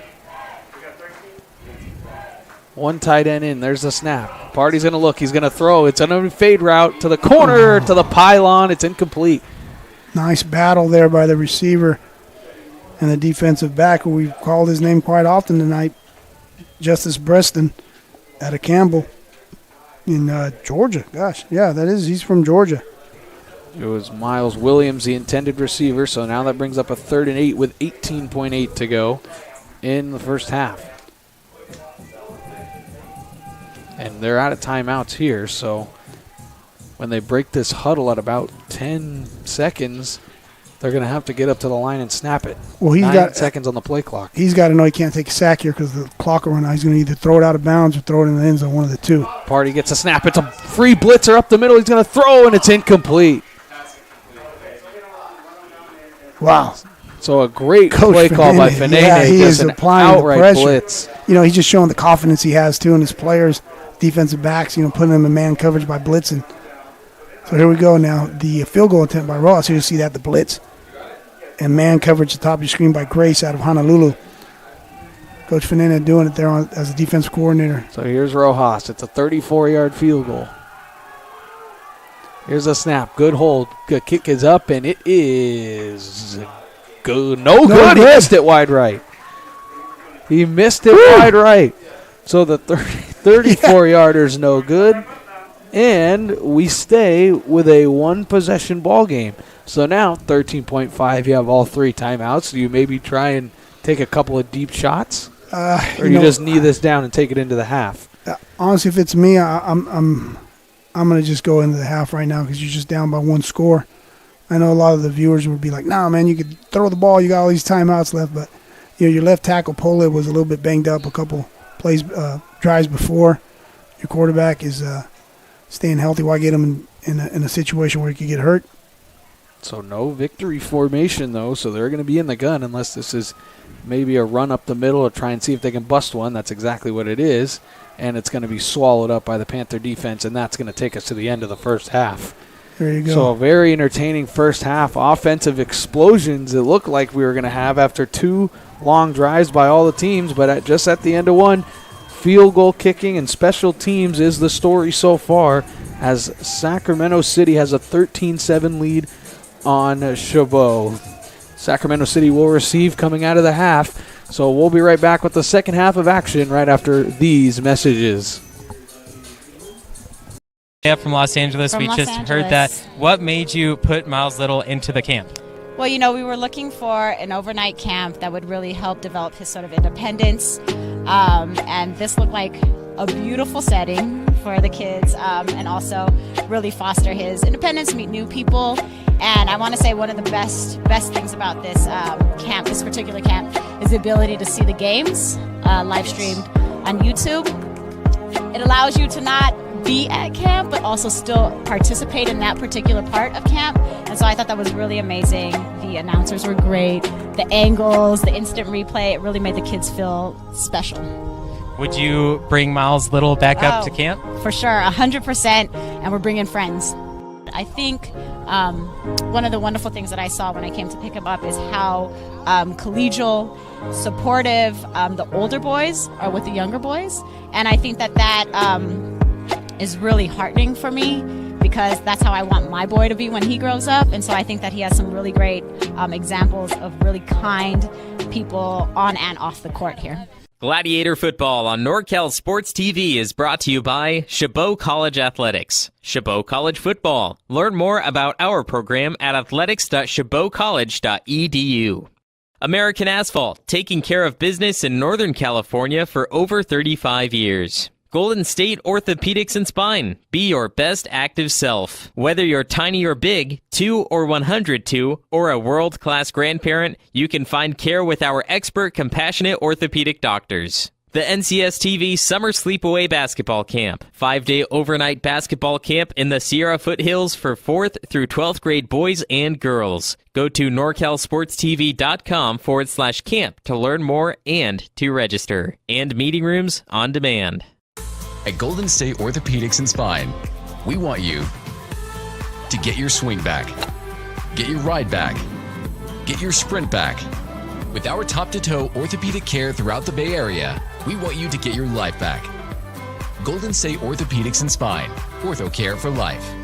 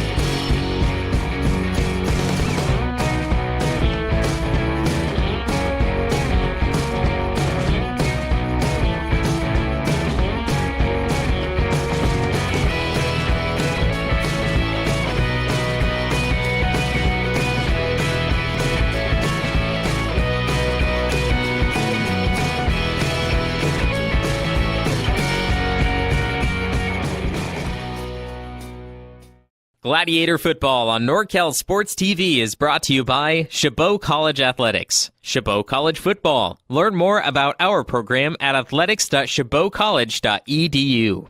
American Asphalt, taking care of business in Northern California for over 35 years. Golden State Orthopedics and Spine. Be your best active self. Whether you're tiny or big, 2 or 102, or a world-class grandparent, you can find care with our expert, compassionate orthopedic doctors. The NCS TV Summer Sleepaway Basketball Camp. 5-day overnight basketball camp in the Sierra Foothills for 4th through 12th grade boys and girls. Go to norcalsportstv.com/camp to learn more and to register. And meeting rooms on demand. At Golden State Orthopedics and Spine, we want you to get your swing back, get your ride back, get your sprint back. With our top-to-toe orthopedic care throughout the Bay Area, we want you to get your life back. Golden State Orthopedics and Spine, ortho care for life.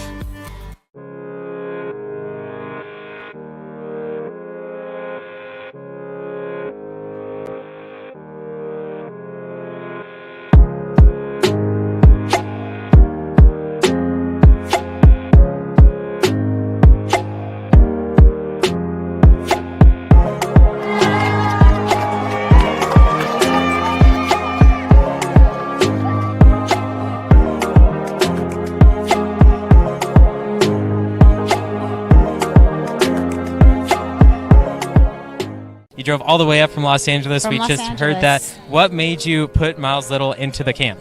Well, you know, we were looking for an overnight camp that would really help develop his sort of independence. And this looked like a beautiful setting for the kids, and also really foster his independence, meet new people. And I want to say one of the best things about this camp, this particular camp, is the ability to see the games live streamed on YouTube. It allows you to not be at camp, but also still participate in that particular part of camp. And so I thought that was really amazing. The announcers were great. The angles, the instant replay, it really made the kids feel special. Would you bring Miles Little back up to camp? For sure, 100%. And we're bringing friends. I think one of the wonderful things that I saw when I came to pick him up is how collegial, supportive the older boys are with the younger boys. And I think that is really heartening for me, because that's how I want my boy to be when he grows up. And so I think that he has some really great examples of really kind people on and off the court here.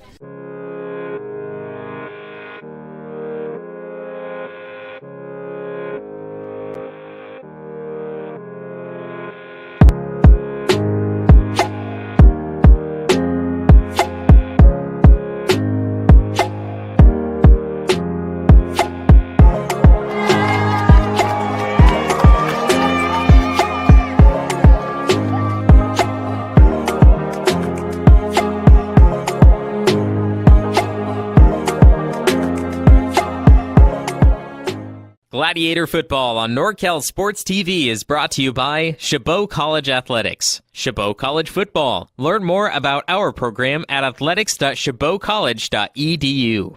American Asphalt, taking care of business in Northern California for over 35 years. Golden State Orthopedics and Spine. Be your best active self. Whether you're tiny or big, 2 or 102, or a world-class grandparent, you can find care with our expert, compassionate orthopedic doctors. The NCS TV Summer Sleepaway Basketball Camp. 5-day overnight basketball camp in the Sierra Foothills for 4th through 12th grade boys and girls. Go to norcalsportstv.com/camp to learn more and to register. And meeting rooms on demand.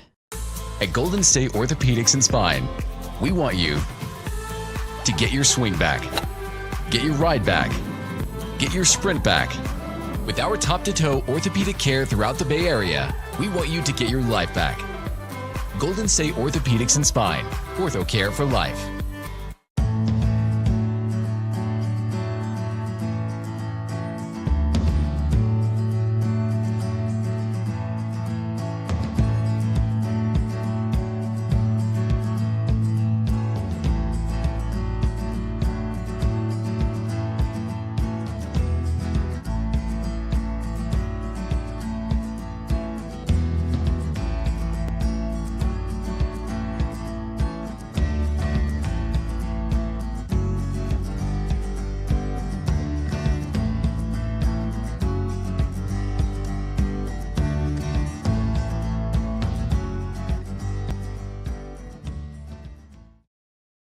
from Los Angeles. From We Los just heard that. Angeles. What made you put Miles Little into the camp?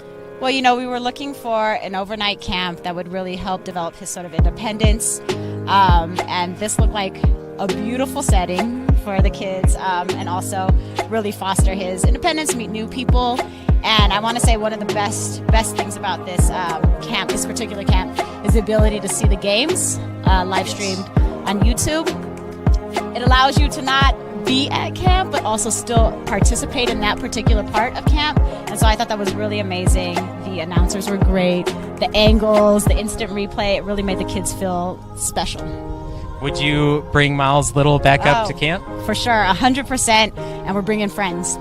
I think one of the wonderful things that I saw when I came to pick him up is how collegial, supportive the older boys are with the younger boys. And I think that is really heartening for me, because that's how I want my boy to be when he grows up. And so I think that he has some really great examples of really kind people on and off the court here. Gladiator football on NorCal Sports TV is brought to you by Chabot College Athletics. Chabot College football. Learn more about our program at athletics.chabotcollege.edu. American Asphalt, taking care of business in Northern California for over 35 years. Golden State Orthopedics and Spine. Be your best active self. Whether you're tiny or big, 2 or 102, or a world-class grandparent, you can find care with our expert, compassionate orthopedic doctors. The NCS TV Summer Sleepaway Basketball Camp. 5-day overnight basketball camp in the Sierra Foothills for 4th through 12th grade boys and girls. Go to norcalsportstv.com/camp to learn more and to register. And meeting rooms on demand. At Golden State Orthopedics and Spine, we want you to get your swing back, get your ride back, get your sprint back. With our top-to-toe orthopedic care throughout the Bay Area, we want you to get your life back. Golden State Orthopedics and Spine, ortho care for life.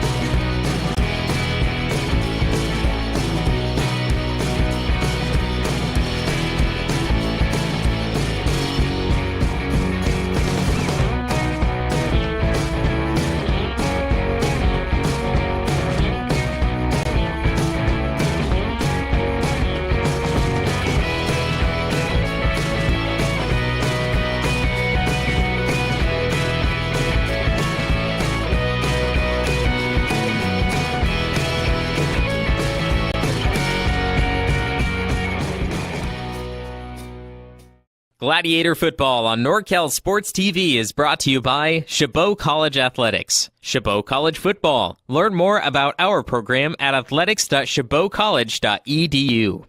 American Asphalt, taking care of business in Northern California for over 35 years. Golden State Orthopedics and Spine. Be your best active self. Whether you're tiny or big, 2 or 102, or a world-class grandparent, you can find care with our expert, compassionate orthopedic doctors. The NCS TV Summer Sleepaway Basketball Camp. 5-day overnight basketball camp in the Sierra Foothills for 4th through 12th grade boys and girls. Go to norcalsportstv.com/camp to learn more and to register. And meeting rooms on demand.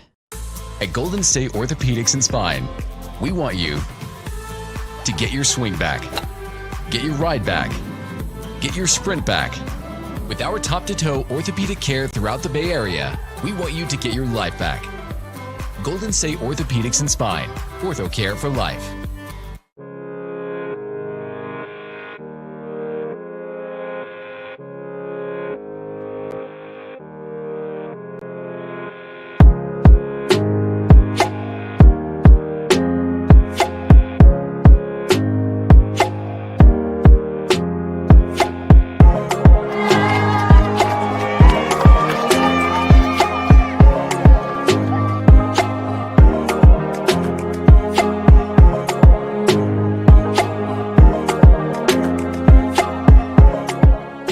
You drove all the way up from Los Angeles. From We Los just heard that. Angeles. What made you put Miles Little into the camp? Well, we were looking for an overnight camp that would really help develop his sort of independence. And this looked like a beautiful setting for the kids, and also really foster his independence, meet new people. And I want to say one of the best things about this camp, this particular camp, is the ability to see the games live streamed on YouTube. It allows you to not be at camp, but also still participate in that particular part of camp. And so I thought that was really amazing. The announcers were great. The angles, the instant replay, it really made the kids feel special. Would you bring Miles Little back up Oh, to camp? For sure, 100%. And we're bringing friends. I think one of the wonderful things that I saw when I came to pick him up is how collegial, supportive the older boys are with the younger boys. And I think that is really heartening for me, because that's how I want my boy to be when he grows up. And so I think that he has some really great examples of really kind people on and off the court here.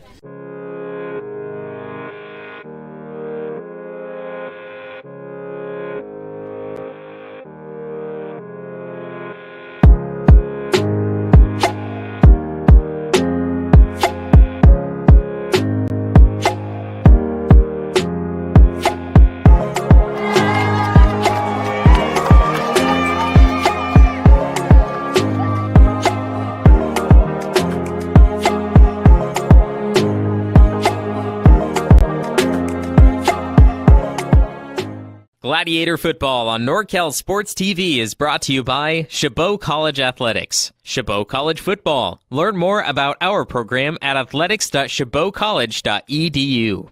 American Asphalt, taking care of business in Northern California for over 35 years. Golden State Orthopedics and Spine. Be your best active self. Whether you're tiny or big, 2 or 102, or a world-class grandparent, you can find care with our expert, compassionate orthopedic doctors. The NCS TV Summer Sleepaway Basketball Camp. 5-day overnight basketball camp in the Sierra Foothills for 4th through 12th grade boys and girls. Go to norcalsportstv.com/camp to learn more and to register. And meeting rooms on demand. At Golden State Orthopedics and Spine, we want you to get your swing back, get your ride back, get your sprint back. With our top-to-toe orthopedic care throughout the Bay Area, we want you to get your life back. Golden State Orthopedics and Spine, ortho care for life.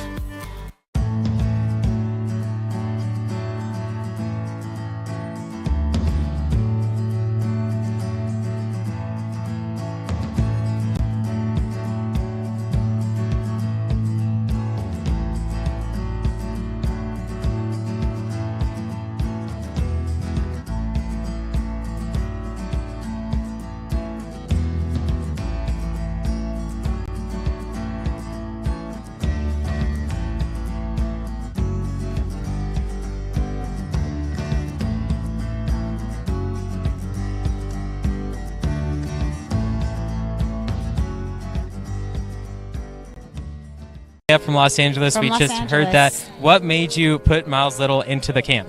Well, we were looking for an overnight camp that would really help develop his sort of independence. And this looked like a beautiful setting for the kids, and also really foster his independence, meet new people. And I want to say one of the best things about this this particular camp, is the ability to see the games live streamed on YouTube. It allows you to not be at camp, but also still participate in that particular part of camp. And so I thought that was really amazing. The announcers were great. The angles, the instant replay, it really made the kids feel special. Would you bring Miles Little back up to camp? For sure, 100%, and we're bringing friends. I think one of the wonderful things that I saw when I came to pick him up is how collegial, supportive the older boys are with the younger boys. And I think that is really heartening for me, because that's how I want my boy to be when he grows up. And so I think that he has some really great examples of really kind people on and off the court here. Gladiator football on NorCal Sports TV is brought to you by Chabot College Athletics. Chabot College football. Learn more about our program at athletics.chabotcollege.edu. American Asphalt, taking care of business in Northern California for over 35 years. Golden State Orthopedics and Spine. Be your best active self. Whether you're tiny or big, 2 or 102, or a world-class grandparent, you can find care with our expert, compassionate orthopedic doctors. The NCS TV Summer Sleepaway Basketball Camp. 5-day overnight basketball camp in the Sierra Foothills for 4th through 12th grade boys and girls. Go to norcalsportstv.com/camp to learn more and to register. And meeting rooms on demand. At Golden State Orthopedics and Spine, we want you to get your swing back, get your ride back, get your sprint back. With our top-to-toe orthopedic care throughout the Bay Area, we want you to get your life back. Golden State Orthopedics and Spine, ortho care for life.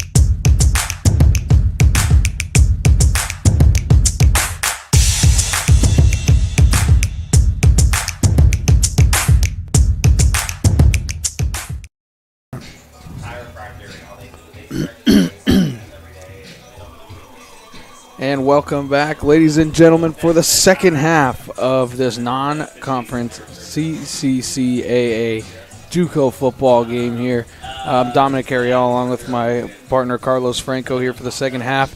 13-7, Sacramento City with the lead. Chabot gets on the missed field goal, but still gets the stop right at the end of the half. Just one turnover for them, 2 missed field goals for Sacramento City, 1-score game. And it seems like the offenses are just both completely different.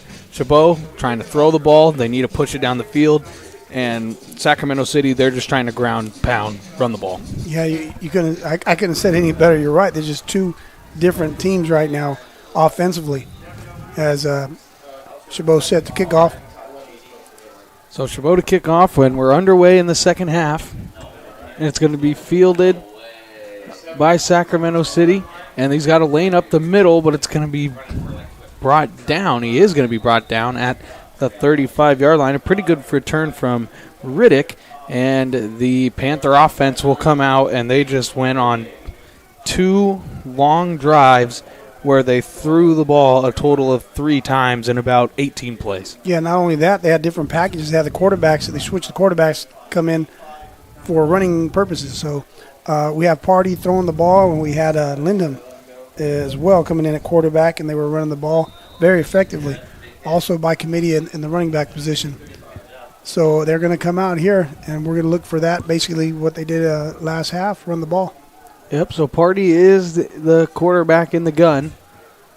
As it's 2 wide receivers to the left and 1 tight end in, that's Johnson. There's a snap. It's going to be a toss play out to the running back, and that's Frazier, and he's going to gain about 8 yards. So, again, they run the ball to start the half, and they pick up 8, so it's looking like they're going to stick right to that run. Yeah, that's a different play. We hadn't seen that yet with 55 Mayo coming out. Nice looking play. You see him pulling out, the toss. And number 5 running the ball. Yeah, I think that was, again, Johnson coming up and so it was laying Frazier. the wood on a guy, as we say that. That's Frazier on the carry. He seems to be one of their more one-cut type of backs. Not Williams, very patient. Frazier is the one-cut downhill back. And then you have Allen, who has the touchdown. He's the big bowler. As there's a snap, and it's just another give right to Frazier. He's going to take the 1 cut. He's going to pick up the first down. And then a late flag comes flying in as well. So we'll check in with our official tonight for the first time in the half.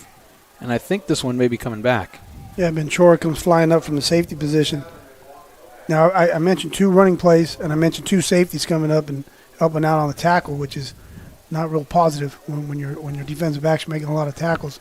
That's going to be hold on one of the wide receivers.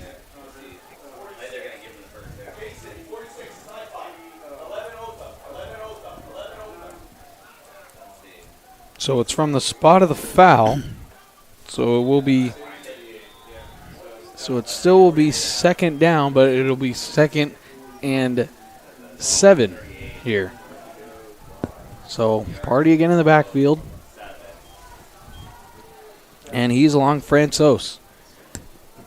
Man in motion, it's Williams. There's the give to Williams. He's going to cut. He's going to roll up the middle, and he's going to gain 2, maybe 3. So it'll be 3rd down and 3. 3rd and a manageable 3.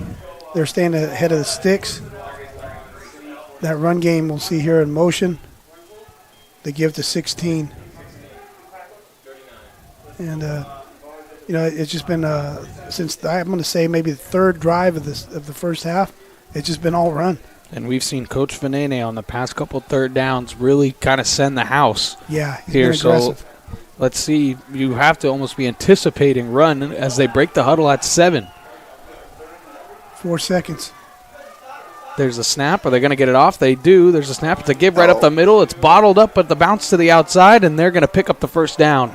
Great patience on the run there, and they're going to move the chains. It looked like it was all bottled up, but play. It was a great job there by Allen to be patient, use the blocks, bounce it out to the outside, move the chains. Nice play by the center of the defensive line and the linebackers of Chabot stringing that play out. Ventura comes up and just couldn't get him from a safety position. Did tackle him, but he picked up the first down.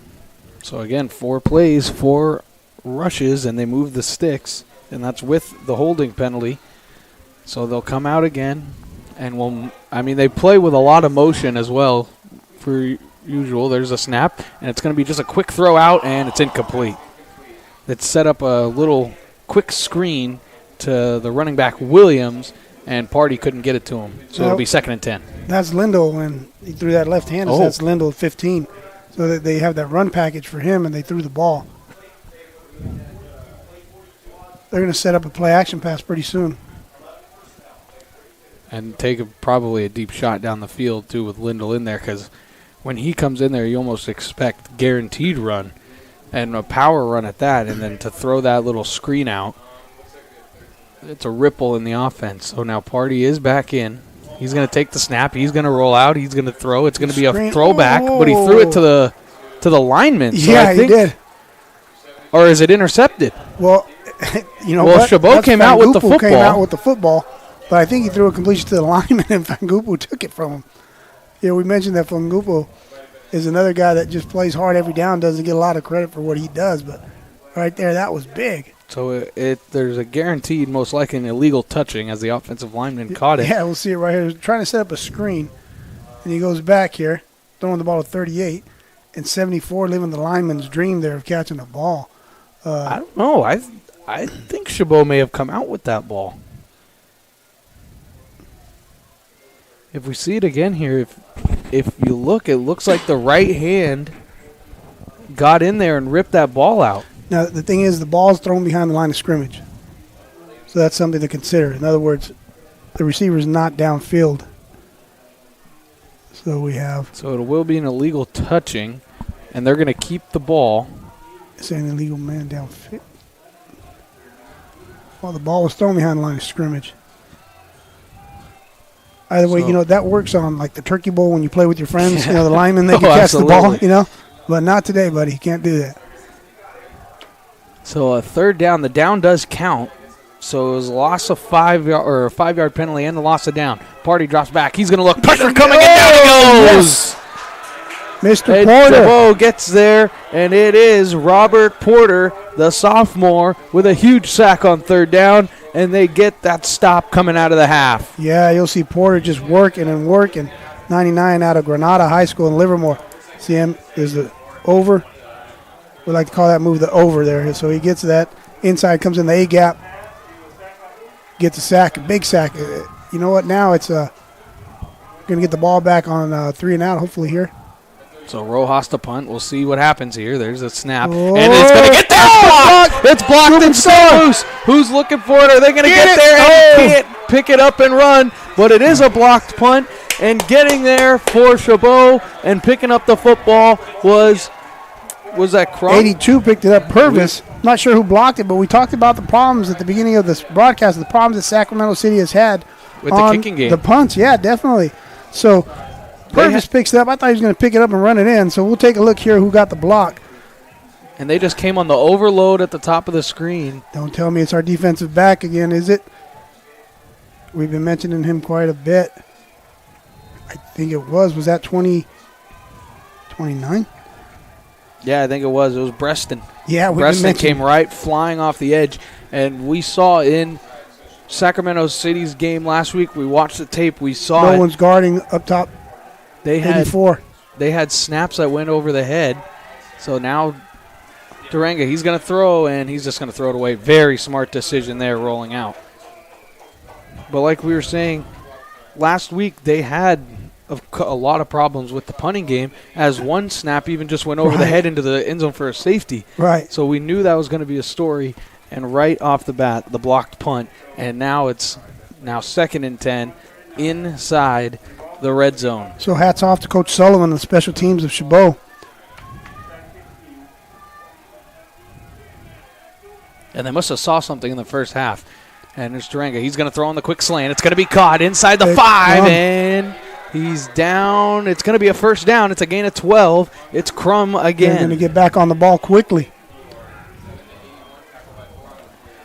Crum catches that slant. Fearless. Going in there when there was safety there. He didn't care. He caught the ball. Taranga, there's a give to Sanchez, and he's going to get stuffed. He may gain one. I think he did.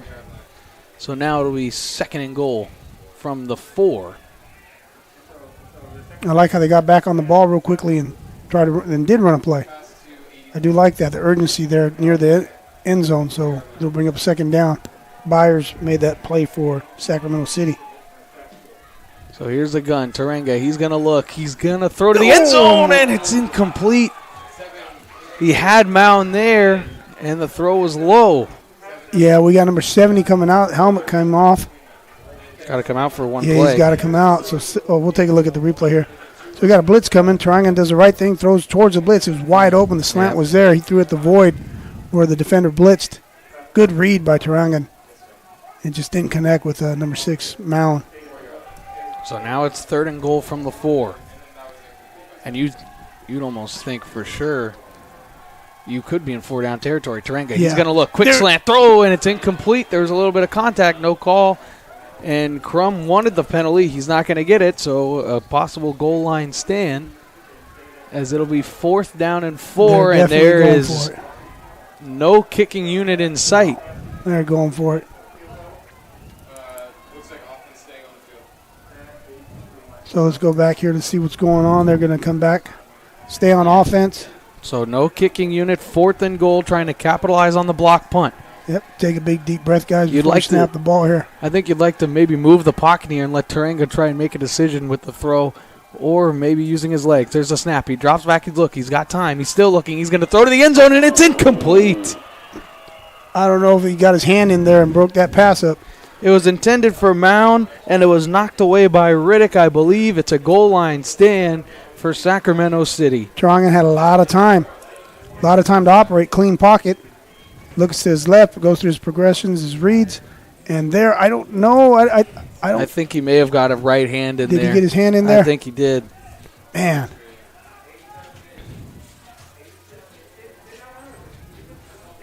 Let's take a look here. There's Tarangan. He goes through his reads here to the left. Oh, well, we'll go back here. Decides to come back here to the bottom of his screen there, and I couldn't tell. But Mound was in the end zone there. Could have connected. Hopefully next time they'll hook up. So here's going to be a run, and it's Ooh. shut down. And is that a safety? might be Or a no, safety. they got out. They're going to say he got out at the 1 yard line, so he's going to lose 4 yards on the play. So a huge possession here as well for Chabot's defense, because if you can just get a 3 and out with the way their kicking game has had problems, Right. you never know what could happen, and you're going to force them to even punt so far deep in their end zone. Yeah, that's the first time we see Jarvis Kalili out of Hawaii there made that play almost out of safety. So he comes in and makes his presence known right away. So, yeah, you're right here. So we got to watch out if they do decide to punt, if they get in that situation. So 2nd and 4, and now that's the first time we've seen that quarterback in the game. It's a handoff up the middle, pushing the pile, get back to the original line of scrimmage, maybe a little bit more. That's quarterback number 6, Sean Nixon. And now we mentioned the last half, or you did, partner, but there you had 2 quarterbacks that they were hurt. So we were thinking, who's the number 3 guy? Yeah, Nixon's staying in there, so 3rd down. as of right now, it's Sean Nixon in at quarterback, the 3rd quarterback we've seen in this game. It's 3rd and 8 from the 7 yard line. This is a huge down. Yeah, DBs need to know where those sticks are, protect the sticks. No first down here. Watch the back out of the flats. Nix the give right up the middle. Can they get the stop? He's going to be short. It's going to be 4th and 2. So now decision time here for Sacramento City. You almost have to punt this, Yeah, though, they're gonna but you've punt. got to be a little bit nervous if you're Sacramento City. Here you go. Sacramento City kept it on the ground. We mentioned that's the 3rd quarterback we see today, and that's the first time I see 44 carry the football. So there are a lot of different different players there. Peter Anderson. personnel, yeah, on that. I hadn't mentioned both of those guys. You may even need to look out for a fake here. There's we a go. good snap. It's low, but it's caught, and it's got the kick away, and it's going to be caught by Mound. So good field position for Chabot. So they get the blocked punt. They turn it over on downs, but do get the crucial 3 and out, so they're right back in positive territory. Yeah, something that Mound did there. Something just so subtle. Calls for the fair catch, makes a fair catch, and assures that his team is inside the 45-yard line. I mean, had he let that bounce, you never know. It could have rolled. But that was just a nice heads-up play by Mound.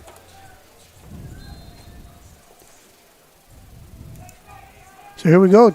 Chabot drove last drive, went down to the goal line, couldn't convert. However, now they have a first down from about the 42-yard line. 1st and 10 from the 42. Taranga in the gun. Spread formation. He's going to look. He's going to throw. It's going to be caught. And it's going to be enough for the first down and maybe a little bit more. That's caught for the first time tonight by number 12, Dylan Garcia III. So Taranga really spreading the ball around. Almost everybody's, like you said in the pregame, I think we may catch a pass up here later in this game. I'm ready, man. I really am. And it looks like Coach Blackshear is committed to going down here at the bottom of your screen against number 29, Devin Drayton, throwing a lot of balls his way. So Tarangan again in the gun. He's going to get it. He's going to throw, look for another quick pass, and that's going to be caught by Mound. And it's going to be a gain of 5, maybe 6 on the play. So more positive yardage, getting ahead of the sticks. Just what Chabot really wants to do. And Yeah. I think even in their playbook, that could be even considered a run. Just a quick little 5-yard Yeah. dump off in the flat. That's their version of a run play. Yeah, you'll see here. Find your playmakers. We're talking about attacking the green, attack the grass. Have your receivers go out, find that open area, and your quarterback like you said, just gives them like a long handoff, we call it. So 3 receivers to the left, 1 to the right. Here comes a bubble screen. It's going to be caught, and he's got blockers in front. There's Mound to the outside, and he's still going down the sideline. He steps out of bounds. Wow. Steps out of bounds inside the 10 to the 11, We're or gonna, right at the 10-yard line. So this is going to be 1st and goal. We're going to see quite a collision here by Riddick and Wagner. Bam! You see that? But you know what? Wagner did his job. Yeah. Even though Riddick laid the wood on him, he did his job and sprung his receiver. So 1st and goal from the 10 for Chabot. Sanchez in the backfield with Turangan. Turangan gets a snap. He's looking at the top of the screen. He's going to throw, and it's picked off. Out of bounds. It's picked off. Did he stay in bounds? And it's intercepted by Jamari Jackson.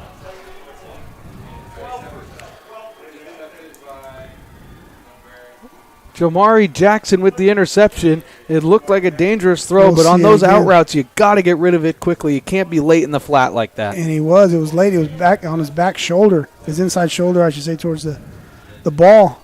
Got to throw that ball more to the sideline. He was a little late. Should have thrown it more to the sideline, and just a great reaction by a defensive back to make that play. So now we have 2 consecutive drives where we're inside, Chabot's inside the 15-yard line and comes away with no points. Yep. So Can't do now that. you got to get another stop here if you're the defense. You got to hang around as much as you can. This drive will start on their own 7-yard line. And here comes a blitz. Here's a snap, and it's blown up in the backfield. That's Mahi, I believe. That play was blown up from the beginning. Yeah, that was An number 10, Mahi. unbelievable play. You'll see him coming Top on of the screen blitz. on the blitz. Yep. Dialed up by Coach Fanene, and I was talking about Mahi being a tackling machine. Early on, he was missing a few tackles. He definitely didn't miss that one. So we got 2nd down here. Yep, 2nd and You see 15. Mahi on that blitz. We talked about Coach Fanene just being very aggressive defensively, calling some blitzes, and really having a lot of confidence in his defensive backs to play the man coverage when he does that. So they break the huddle. 4 seconds left on the play clock. Here comes a snap, probably another blitz. It and is. they're going to throw, and it's going to be a quick catch, but they're not even going to get back to the original line of scrimmage unless they're going to let them push, and they are.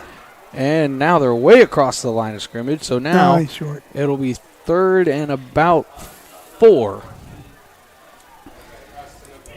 So the catch was really a 3-yard catch, but then the line pushed him an extra 7 Yeah. yards. Well, you'll see the linemen getting downfield here. See a lot of these big bodies coming down with them red helmets. They look like fire trucks rolling down the field there. And they're pushing the ball carrier. So here we go. Another big 3rd down, 3rd and 4. This is a huge down. Because if they could force a punt again, they'd have good. Chabot would have good field position. And it's Nixon still the quarterback, so we may see him the rest of the way. There's a bad There we snap, go. bad handoff, and it's going to get blown up in the backfield again, and Chabot's Yeah. going to force another punt. 45, our guy we talked about, Tuola Kitao, making that play along with Johnson back there. So here we go again, partner. We'll see 45 once again making that play. We talked about him early on, and Johnson as well. And you Number have- 30 got involved on that after he had a sack in the first half. That's Freddie Moala. So Tuola Kitao, Freddie Moala, I should say, and Johnson were involved in that. And you have to remember there, it looks like the handoff was a little bit shaky. Well, they're on their 3rd quarterback. So there's a good snap, and it's a pretty good kick as Mount is back to catch it, which he does. And there was no fair catch Yeah, that's called, and going to be now a penalty because his knee fire. was down. Yeah. a fired flag in from the back judge, or from the referee. It came flying in from about 20 yards out. So we'll see what this penalty is. Well, Mound, he did not signal for a fair catch, but his knee was down. When he caught it, yeah. At least that's what I think I saw. So we'll take a look at it here. So Mound, sure-handed receiver, fields it, knees down. 33, kind of laid into him there. So nothing that was flagrant. I'm not, wasn't something targeting or anything. So this is going to be the 3rd consecutive drive that Chabot's going to start in the plus side of the field. As Got a block in the back. it will be a block in the back, so actually Against it won't Chabot. be, as the penalty will take them to their own side of There we see the midfield. punt again here. See if we can see the block in the back. I'm not sure because there really wasn't even a return. Oh, there right it is right yep. there. It was late. Yeah, I think that was been short. No, 32. It looked like 32. Salazar Alexander. Yeah. So Chabot's offense, again, another opportunity. The defense is keeping them in this game. They got to capitalize on one of these great opportunities with great field position. Terang in the snap. He's going to look. He's going to pump. Now he's going to throw and nobody home. It's incomplete. And the offensive line has been doing their job, too. Yeah. He's got a pretty clean pocket to pump and survey the field. Yeah, but we talked about at the beginning of the broadcast how Sacramento City, in my opinion, I just felt they were going to be extremely aggressive with the receivers, not let them run free to find the holes basically in the zone. They're coming up and they're getting their hands on the receivers, not allowing them to free release. So Crum was the one who had the monster first half, haven't gotten the ball yet. And Terangan, he's going to run this. A penalty marker down And as well. Marker's going to fly. It was a gain of 1 on the play. It may have looked like maybe a little bit of a busted play. Yeah, you had Sanchez releasing his left on like a swing route. And you see Trang start to scramble there. But you see the flag came out. I'm not sure what the flag was. I think it could be a chop block here. That's exactly what it is. It was a chop block. Oh, man. And this is going to set him back 15. So it'll stay second down, but it'll be second down and 25.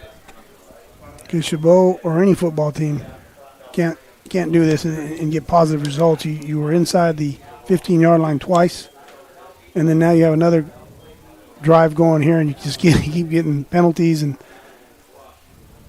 they got to take a big deep breath, start playing football. So that's Chabot's 6th penalty of the ball game. Yeah, but they've been consecutive. Yeah. Just, you know. So second and 25 now. Terangan in the gun, spread formation. He's going to flip it out into the flat. It's going to be caught by Sanchez. He's got a block. He's going to try and run over a man. Does. And gets quite a few yards back. So it's still definitely going to be 3rd and long, but it'll be 3rd and 16. Yeah, Garcia and Mound out front blocking. Looking good there. You'll see him, the receivers blocking out on the perimeter. There's Mound, Garcia up top, and Sanchez getting some positive yards. So here's a 3rd and 16. We'll see if Sacramento City brings any kind of pressure. It doesn't look like they will. They're going to drop a bunch in coverage. Here's going to be a throw to Mound, and he's got the catch, but he's going to come up short of the sticks. It'll be 4th and 3. And let's see, decision time, and it looks like we'll see the punt unit for Chabot. And it will, as Flippin will come out to try and flip the field here, and let's see if he can pinch him deep. You see Terangan finds Mound there, sliding in between two defenders. A little bit short of the first down, but you mentioned earlier he had plenty of time to throw. So looking to pin the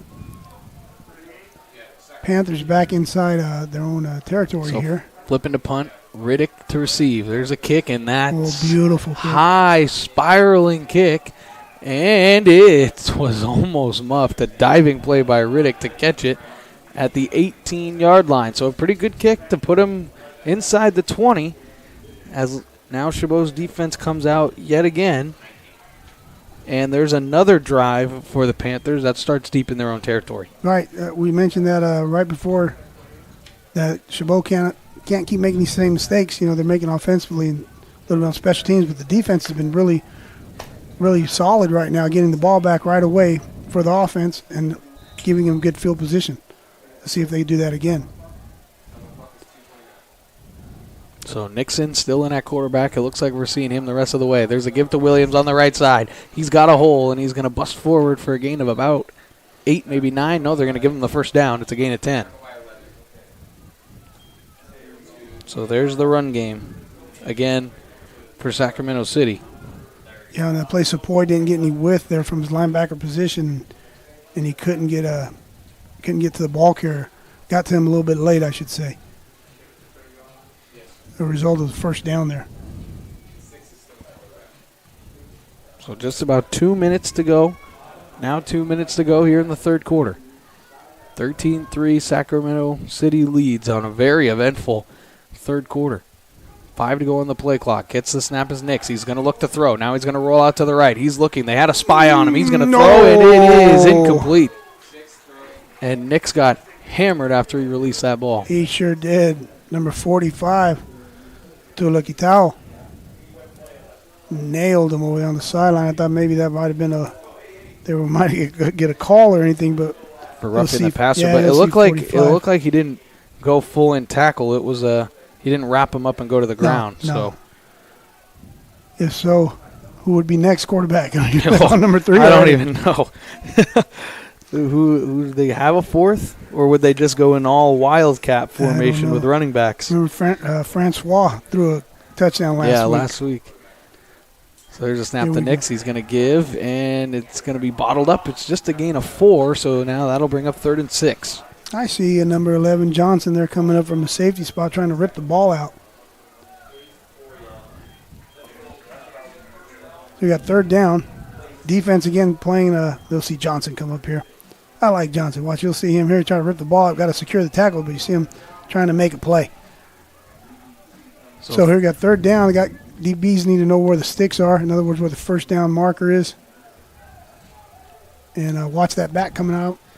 So 3rd down and 6, or a long 5 possibly. I wonder if Fanene is going to send pressure. He doesn't. He's going to keep a spy, though. He's going to throw. It's first down.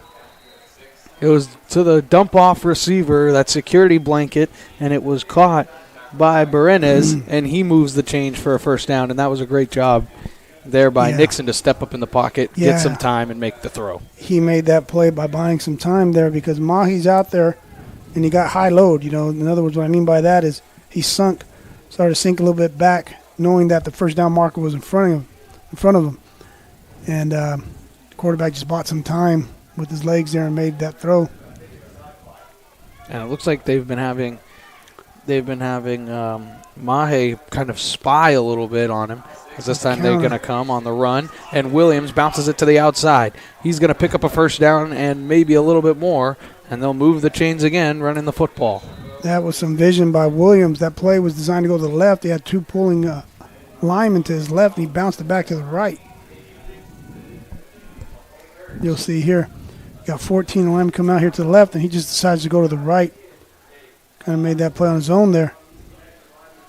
But those are the type of plays that have been happening since we'd said maybe the 3rd drive of the first half. They've just been gashing them with some runs. And so the Panthers are just going to sit on this and let this run all the way down, and that's the end of the 3rd quarter. So really eventful 3rd quarter. We thought Chabot maybe had an opportunity to get a couple more points on the board. They couldn't. Sacramento City's defense holds high. The final 15 to go. It's a one-score game, 13-7. We'll be back with the 4th quarter right after this. Way up from Los Angeles. From We Los just heard Angeles. that. What made you put Miles Little into the camp? Well, we were looking for an overnight camp that would really help develop his sort of independence. And this looked like a beautiful setting for the kids, and also really foster his independence, meet new people. And I want to say one of the best things about this camp, this particular camp, is the ability to see the games live streamed on YouTube. It allows you to not be at camp, but also still participate in that particular part of camp. And so I thought that was really amazing. The announcers were great. The angles, the instant replay, it really made the kids feel special. Would you bring Miles Little back up to camp? For sure, 100%, and we're bringing friends. I think one of the wonderful things that I saw when I came to pick him up is how collegial, supportive the older boys are with the younger boys. And I think that is really heartening for me because that's... And welcome back to the 4th quarter, final 15 minutes, as now another quarterback change is Jason Lindahl back in, and he's going to keep it, and it's going to get swallowed up, so he'll get back to the line of scrimmage for no gain. Actually, they're going to mark him down and lose a yard on the play. Yeah, Lindahl came back in. We were talking about the merry-go-round there of quarterbacks. So he's more of a runner. That was a design run for him. You'll see Lindahl. And I'm not sure who that was, number 54. Jamal Keaton out of Largo, Florida, came in and almost had him there for a loss. So it's probably safe to say that we're probably not going to see Ben Party anymore tonight with Sean Nix coming in and then Lindahl back in here too. Because he did look pretty banged up after he took that one shot late in the first half. Right. Are you saying the party's over? I guess so. No pun intended, right? Absolutely no pun intended, as the play clock was running down and Sacramento City takes the timeout.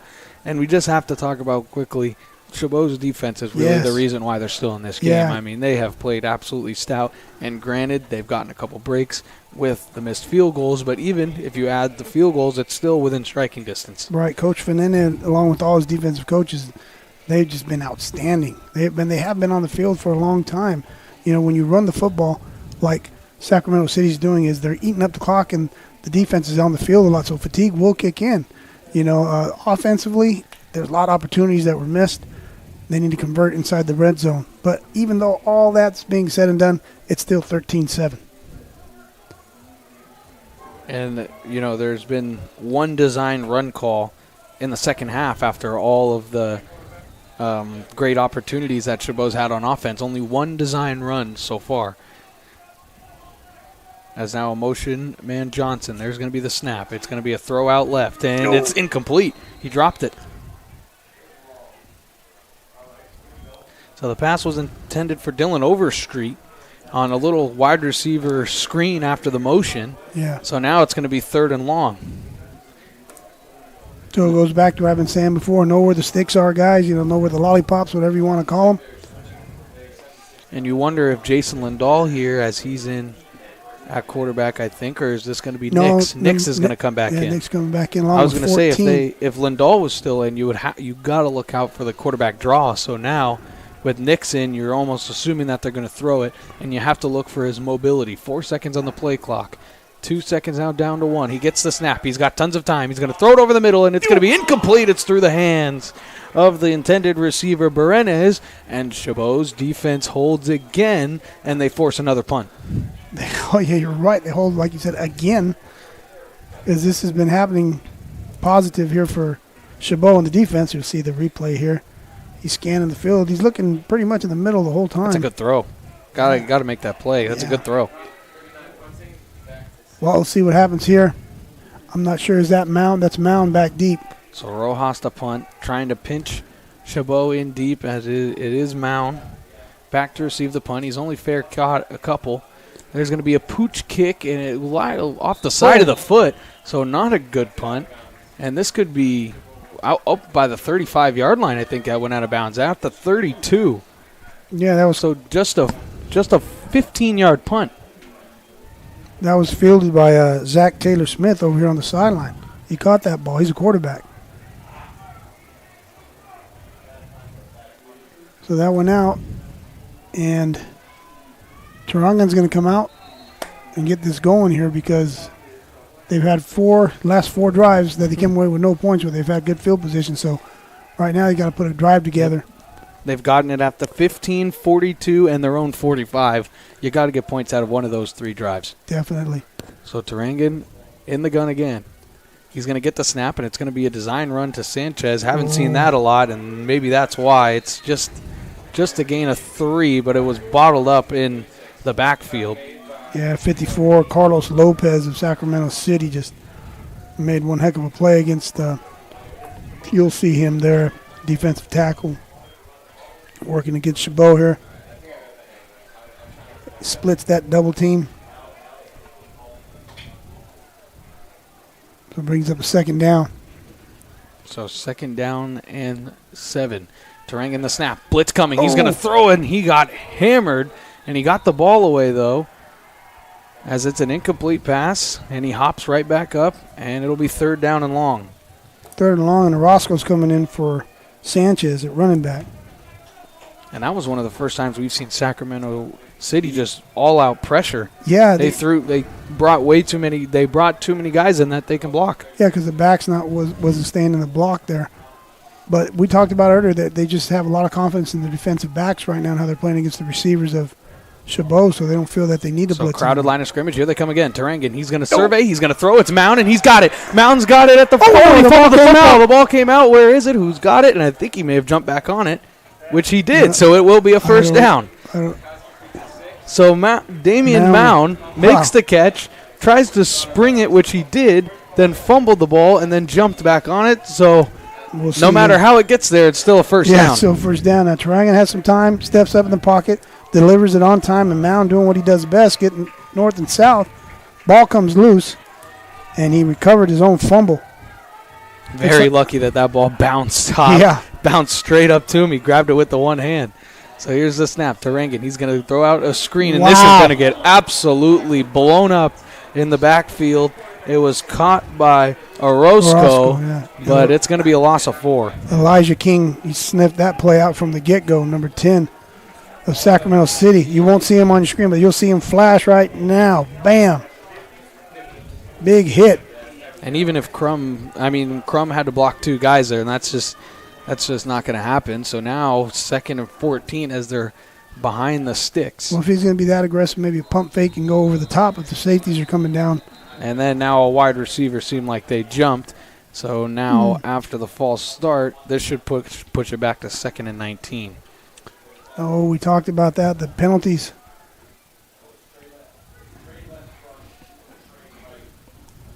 So there's a little bit of a conversation as the back judge is thinking about maybe something else. And some of the Chabot players in that referee huddle are pointing to the defense. And it's a delay of game on the defense for doing the snap count. So that's a huge 5 yards as it becomes now second and 9. You don't see that called very often. I did mention it earlier sometimes. Yeah, you did. Guys will try to yell out cadence and stuff like that, or yell to go, you know. But, we're talking about how aggressive the safeties are playing from Sacramento City. Might be vulnerable for play action or a pump fake. Or just a and crumb going up bomb top. like it was in the first half, and he's going to throw it, and it's intercepted, and that could be 6, and it probably will be. He's at the 20, 15, 10, 5, touchdown, pick 6. Jamari Jackson, his 2nd interception of the ball game. I'm not sure if that was Jackson or 11 Anderson. Or no, Yeah, Jackson. Jamari Jackson, pick 6, yep. He's coming from the safety spot. We talked about how aggressive they've been. Comes right downhill, reads that play, picks the ball, and it's a foot race. Tarangan does his best to try to stop him, but just like Jackson's first pick in the red zone, he's just so late in the flat on those throws, and you just can't be late when you're throwing into the flat like that because they'll just get undercut. Yeah, no, you're right. That ball, or if you're going to throw it, throw a little bit more to the sideline or a little bit more heat on it. But either way, Jackson just read it. Good play by him. So Rojas on for the extra point. Here's a good snap, good hold. The kick is up, and it is good. So after the pick 6, Chabot's got some work to do as the offense will come back out. It's a 20-7 Sacramento City lead with 11:56 to go, and here's the pick 6 again. Plenty of time, clean pocket. See, another thing, he looked to his left his whole way. He literally looked the whole time that way. He didn't look him off. I said early on when he had a deep completion, I said lies with the eyes. He's looking one way, comes back, looks the safety off. He did not look him off at all that time, so Jackson just jumped the route. Plenty of time left here. So that is You'll see it again here. Tarangan's 3rd interception of the ball game. He's looking to the left the whole He's way. just so late, yep. Yeah. But, hey. This is what football's about, though. You got to have the short memory, So you just got to go back out there. You got to put together a drive. If you score here, you're right back in the game, and your defense is playing so well that you should be knowing that you're going to get the ball back at least 1 or 2 more times. No, of course. There's something called adversity, and that's what this game teaches you, prepares you for life, So, hey, sometimes it's not easy, put it to you that way. They just got to come out right now and score a touchdown on this drive. And a good return here by Fox would really swing that momentum as he's got it. He's looking, and he's going to try and follow blockers, but it was just swallowed up at the 25. And Sacramento City right now is just buzzing after the pick 6. Yeah, they have a lot of emotion on their sideline, a lot of body language. It's real positive over there. We'll see the returner Fox trying to get his help out in front of him, and you see a lot of white shirts flash on your screen there. And I will say Rojas has been doing a pretty good job with his kicking duties on these kickoffs. He hasn't just kicked one right to him yet to let him get his full momentum going. He's had to take it on the hop. You're right, and you mentioned he does the PATs, field goals. He's quite talented as a kicker. So here we go, starting from the 25-yard line. Chabot looking to answer. It's Turangen in the gun. 4 wide receivers across. There's a snap. He's got time. He's going to throw in the flat. It's going to be caught to the running back, and it's going to be no gain, maybe a gain of 1 to Sanchez. And you have to think there's got to be an eventual shot here to Crum or Mound, somebody down the sideline, because it looked like Turangen could be one of those quarterbacks that's just more comfortable throwing it deep down the field. Well, he found his open receiver. It's a one-on-one situation. Guy maybe makes a guy miss. So he made the right read there. So there's a snap, the blitz, the throw. It's caught, and it's going to be a gain of 3. Got a catch there. And it was caught by Garcia the third. Yeah, we'll see here. There was a little from the sideline of Sacramento City. They were saying the ball came out, like he caught it, and then it was a fumble. But no, his knee's down. His knee was down anyways. Yeah, he's down. All right, so partner, we got a big third down here. Yeah, 3rd and 6, and at this stage of the game, you almost have to think it could be 4-down territory, 2-possession ball game. But your defense has been playing well. So Turangen the snap. He's going to throw, and it's almost intercepted again. He threw that one. It looked like Mound and him miscommunication on which way that route was being cut in or out, but it was broken up by Elijah King. Yeah, either way, though, he threw that ball where there's 2 defenders. You'll see here Mound is running like an option route, but there's 2 defenders there. So the incomplete pass will force a punt, as now the punting group is out for it's flipping back. Now, Flippin is an athlete. If you remember, he's not just your average punter. And it looks like they may be in a safe, though. Oh, got offsides maybe? And there's a snap. It was a good kick. It's a really good kick. And it's going to be Riddick going to take the punt, and he's got a little bit of a lane, cuts it up the field, breaks a tackle, and he was hit hard, and he's still getting pushed forward. Going. And he's across the 50-yard line into Chabot Gladiator territory. I believe that was 55 of Chabot with a big hit. And the return just kept going. Freddie Vasali, I think, laid a big hit on number 7, Riddick. And you'll see it coming up pretty soon right about there. Bam! And he just kept running. Now, if you recall, Riddick was injured early on in the game. He walked off on his own power, and he came back in, and he's playing one heck of a ball game. So Nixon in at quarterback, and now you'll see this run game probably go in full force here, as there's the give. And they got great push, and it's going to be a huge gain on first down. It's a gain of 8. A gain of 7. You pick up 7 yards on first down. You're way ahead of the sticks. It's just a good situation to be in if you are the offense coordinator of Sacramento City. It was Frazier on the Nice carry. blocks. You see the pulling guard, and then you got Johnson from his wing back or H-back position. And you have to think those Chabot defenders, the second or third guys in there, got to be going after the football. Yeah, this would be a great down to take a shot if they wanted to do it right now. So Nick's at quarterback, Frazier in the backfield again. Here's a snap, and it's going to be a give, and it's blown up in the backfield. Wow. Great push and a great job off the edge. It'll be a loss of 1, and so that'll bring up 3rd and 5. Coach Fanini dialing up the blitz again, coming from the bottom of your screen. You'll see Mahi creeping up. Boom, there he goes. That was a great job timing the snap, too. Yeah, great call by the defense, and Jarvis Kalili out of Hawaii limped off the field there, so not sure who came in to spell him. And I think you got to keep sending that pressure, too. Yeah. You trust your DBs here, and you got to send the house to stop the run.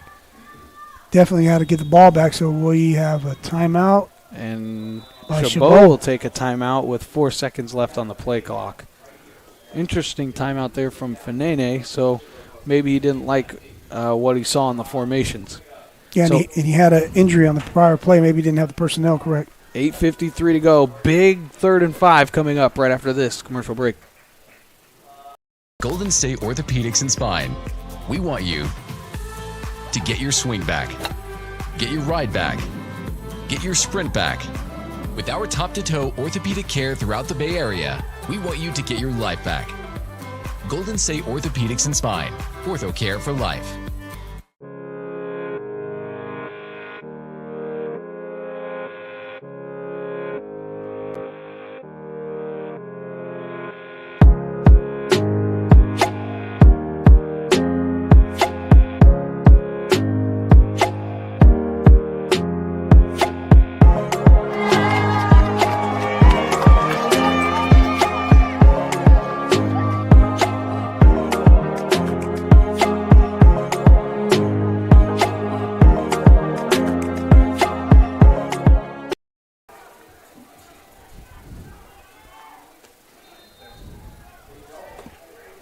And welcome back. It's 3rd and 5, 8:53 to go, fourth quarter. Sacramento City trying to extend this drive and really not extend the game. And here's Nix. He's going to look to throw. He's got pressure. He's going to throw, and it's a wide open man over the middle. It's caught inside the 20-yard line, and it is brought in by Berenes. It's a huge first down, and they're down to the 20.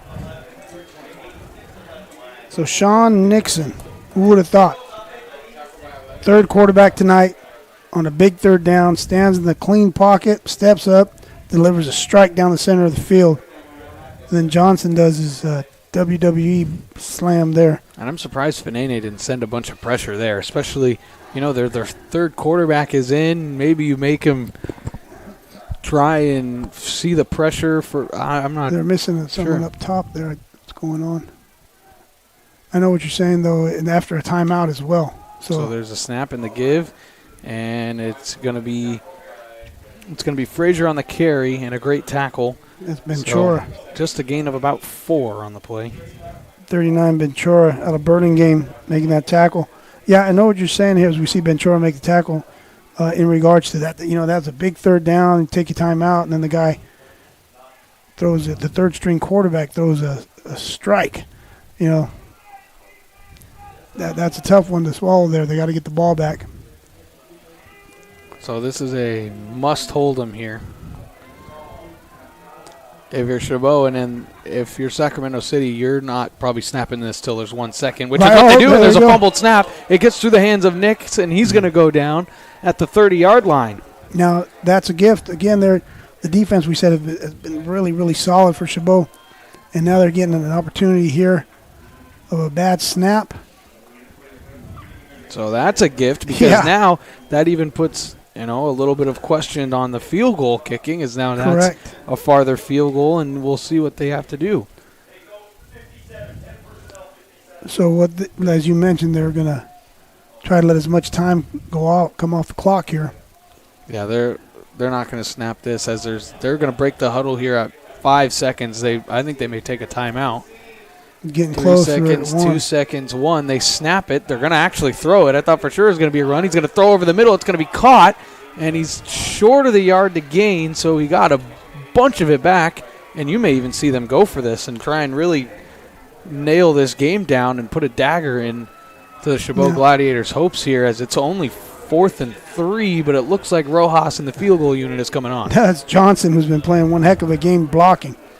He's been playing awesome at tight end, H-back, blocking, and now he comes up with a huge catch there, putting him back in field goal range for Rojas. So Rojas, the field goal kicker, 30-yarder. He's missed 2 kicks already. He's missed a 35-yarder earlier. There's a snap. It looked like a false start, and it's blocked. But if they're going to call the false start, then this would mean that a re-kick, even though if you're Chabot, you want that play to count. Let's see who they're going to call it on. It's a false start. Yeah, there we go. False start. Basically, the play never happened. So they're going to back him up. It's not something that you could basically say, I want to take the penalty or not, type deal. No kidding. So he's going to get another shot at it. If you're Chabot, you definitely take the play after you get the block. So here you go again. More special teams questions for Sacramento City, but they'll get another shot at this field goal here. Now it's backed up. This is going to be a 36-yard attempt. All right. Middle of the field, towards the right hash. It's pretty There's loud. the snap. It's high. The kick is up, and it is no good. He missed it wide left. He missed it wide left. The defense holds again. And Chabot has a goodness. lifeline with 5:47 to go. Once again, Chabot's defense has just been incredible, coming up with opportunities for the offense. So the offense got to come through here. Real definition of bend, don't break, really. Yeah. So another huge stop. They'll get the ball at the 20-yard line. Can they put together a drive to bring this within a one-score game? Spread formation. Tarangan gets the snap. He's going to look. Looks like a little tunnel screen, and it's intercepted. It's picked off. It's Riddick who's still breaking tackles. He's inside the 10, down to the 11-yard line. The fourth interception of the game for the Panthers defense. They had 5 turnovers last week, and they're keeping it up tonight. Well, we'll see Tarangan looking to his left, trying to set up the screen. And Riddick just jumps the route again. You know, that goes back to like we were saying before, locking on to one receiver, got to look him off. But either way, Riddick just jumped that route, read that play. As there's an injured Gladiator on the field, it looks like one of the offensive linemen can't see a number. We'll see that interception again. Riddick making a nice play. Just basically, like we said, reading the play. See, a lot of these times, too, depends on the guy. How much film does he watch? Is Riddick maybe the kind of guy that just watches a lot of film, studies his opponent, knows the tendencies? You know, that's the game within the game, the preparation. So, nice play. Makes that pick. Gives his team the ball inside the red zone. So that is the 4th interception of the game. So there's been 4 interceptions and a turnover on downs for Chabot's offense. Yeah. And number 70, Javon Green, offensive lineman, sophomore out of Tennyson here in Hayward, was shaken up on the play, and he walks off the field in his own power.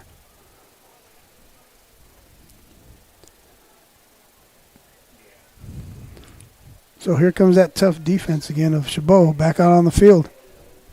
They've been on the field a long time, man. Yeah, You know, they have. This is so. If the last drive was a must stop, this becomes an even more must stop. Yeah, we're saying the same thing over and over. So this is 1st and goal from the 10. So who's in at quarterback here? It's It's Nix again. we got some like an unbalanced offensive line here. He's not an eligible receiver down here at the bottom. There's a snap. It's going to be blown up in the backfield. Can they make a tackle? He's going to get back to the line of scrimmage. And there's a hit out of bounds. Is the flag going to come out? No. So that was on the carry. That was number 38, Francis Jr. Yeah, we talked about exploitation, right, by formation. Got some kinetic chess going on right now where we had a formation where we had the lineman over here as a tight end. Had a motion, I believe, here going on there with 81, which basically means that 55 is an eligible receiver. Can't go downfield on a pass, and it didn't matter. They were going to run the ball anyways. So they're totally dedicated to the run. Came out in a formation where they were going to be shorter receivers, so they're just going to run the ball. So when it's all said and done, it was a loss of 1, so it'll be 3rd and goal from the 11. Here's a play-action pass. He's got a man wide open, and it's incomplete. It looked like it could have been caught or intercepted. There was a bunch of black jerseys around the intended receiver, Miles Williams. Yeah. So they're coming out of that formation, as I mentioned. You'll see 55 at the top of your screen. That he's a lineman, so he's not going to go downfield. They got to realize that as well. Grace over there, that's not an eligible receiver. And it looked like, the defensive back for Chabot, Akai Grace, he looked like he was caught in between whether wanting to go for the pick or break it up using the hit. But that's also a gift from Sacramento City because that stops the clock with 4:54 to go. So 3rd down, 2 left on the play clock. Nix gets a snap. He's going to look. He's going to throw the fade to the back of the end zone, and it's caught by Williams for the touchdown. So Miles Williams, that's his 2nd of the ball game, I do believe. Yeah, just man coverage down there against 29 Breaston, who's played one heck of a game. But right there, touchdown went his against them there. But you'll see down at the bottom of your screen, Breaston working against 81. As I mentioned, he's played one heck of a game, but that was a good throw, good catch there by 81. And so that just about puts the dagger into this football game as the extra point from Rojas. It's a snap, good kick, it's up, and it is right down the middle. So that makes it a 27-7 lead with 4:48 to go. And the defense could only just hold on for so long for Chabot. Yeah, definitely. You see them here on the field. They've been on the field a long time. And the quarterback there, the third-string quarterback, comes in and throws a touchdown. Yeah, That's good a great throw. I mean, but you were mentioning the defense, and I had mentioned before, too, they've been on the field an awful long time, and they've been really positive. They've been solid for Chabot. However, fatigue, settles in. The defense has been out there, and with hopes that the offense will give them a break by coming up with a drive, and they haven't been able to. And you just see, as much as you don't want it to happen, it always does. The fatigue to a defense always shows late in the fourth quarter, no matter what level of football it is. Right, and you know what? Hats off to the run game of Sac City. Big guys in front, Mayo, Kolak, Lara, Gumper, Antoine. So now they're just going to kick this one way deep, and it's fielded at the 10. Straight ahead return, and he butts it out to the outside, and he's got a lane, and he's just tripped up. And Chabot almost had a huge answer on the kick return there, and it was brought back by Devin Wagner, I believe. Or it was 19 who received it. That's Damani Burrell, wide receiver. Yeah, he was close to breaking that one. Talk about a momentum shift that would have been.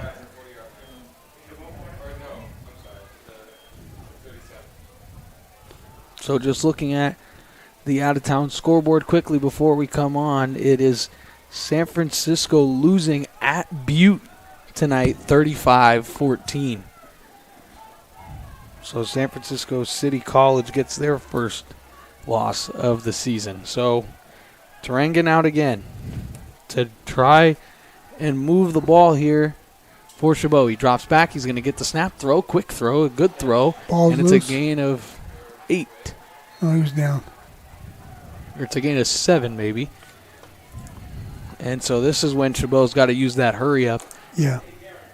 Now they're going to call it incomplete, actually. Yeah, the ball came out. I didn't know if it was a tackle. See, the ball came out, or a fumble, or on the tackle. I wasn't sure. But Sac City's basically going to give them that all day now for the rest of the game, I should say. Anything underneath, they're going to let you catch, and they're going to rally to the ball and tackle the ball carrier. So yeah, they won't let anybody beat them over the top here, you would think.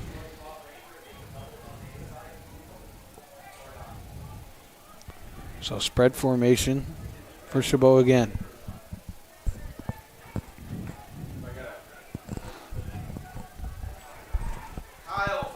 I was not sure what the communication is. Oh, they're trying to reset the clock, trying to get 5 more seconds on the game clock.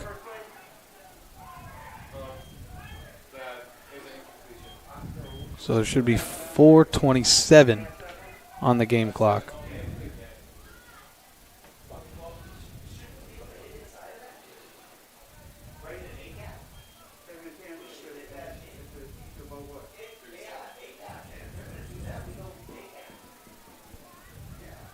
Offensively, Turangan's had some time to operate today. With the offensive line, they've been pretty good up front. Coach Q and his offensive line, and as they figure out the clock here. So they're just trying to add 5 seconds because if they ruled that was a incomplete pass, so right when the ball hit the ground.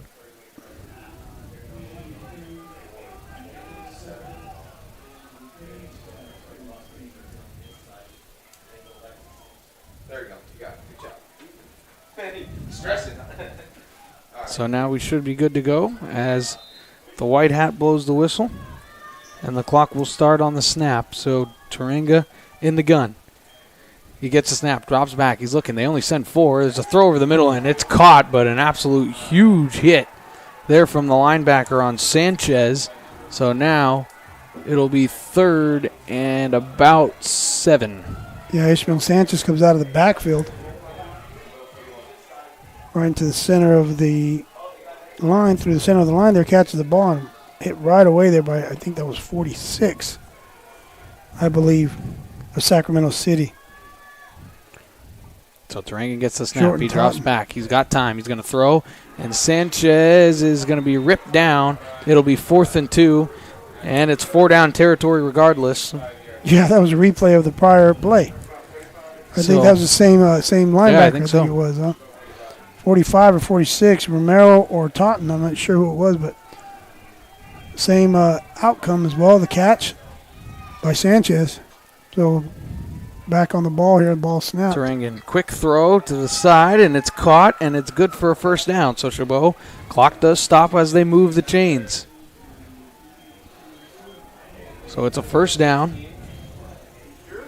And Turangan, you got to eventually, I think, here take a You shot. take a shot. Yeah, we talked about how aggressive the safeties have been. Maybe look them off here with the pump fake to the sideline or somewhere, and then go up top, test Good one of the throw. safeties. As it was Here we go. Burrell, there's a shot deep down the field to Crum, and it's incomplete. Great defensive play as he tried to get it up to Crum, who had a monster first half. Yeah, he did, and we just mentioned that was going to had to happen pretty soon, you know. And you got Turangan goes back, got a clean pocket, throwing the ball deep, like we said, trying to get past one of those safeties. But That's a great defensive play there. Oh, yeah, nice play by 27. Yep, that's a Jeremiah Brown. Yeah, nice play. So I mean, I would think that you got to keep taking shots like that. Yeah. Turangan drops back. He's got time. He's got plenty of time. Now he's going to throw over the middle. It's caught. Gain of 5. It's stuck in the Sanchez. middle of the field. Sanchez again. Yeah, 45 again, Romero.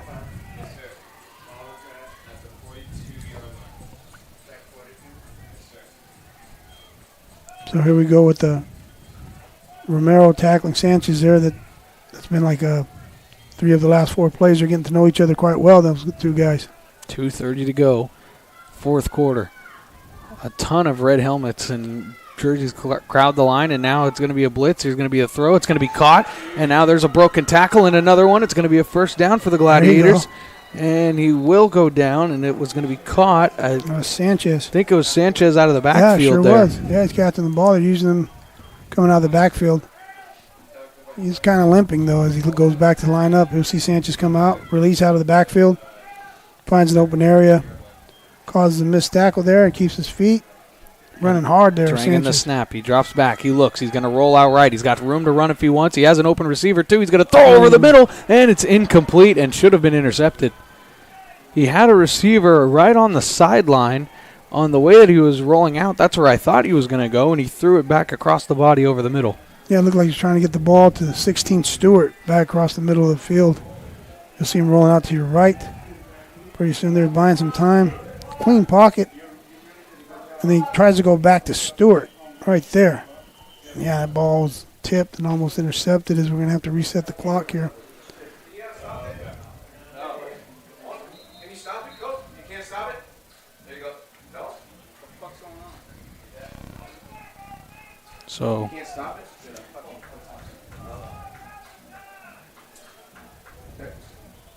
so we're having problems with the clock here.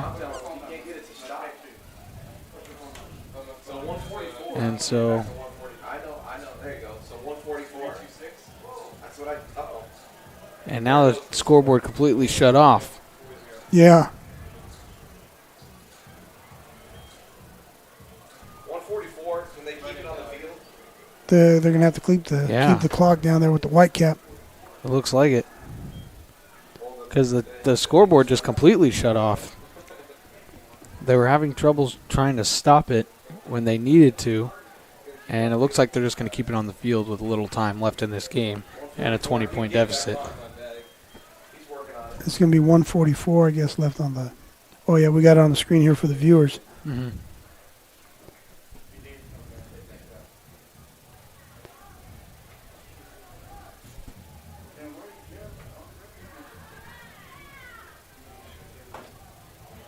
It's 27.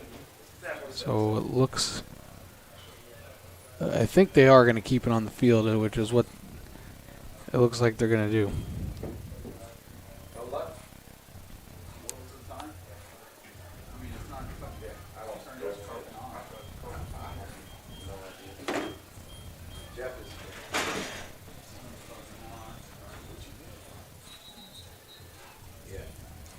So let's see.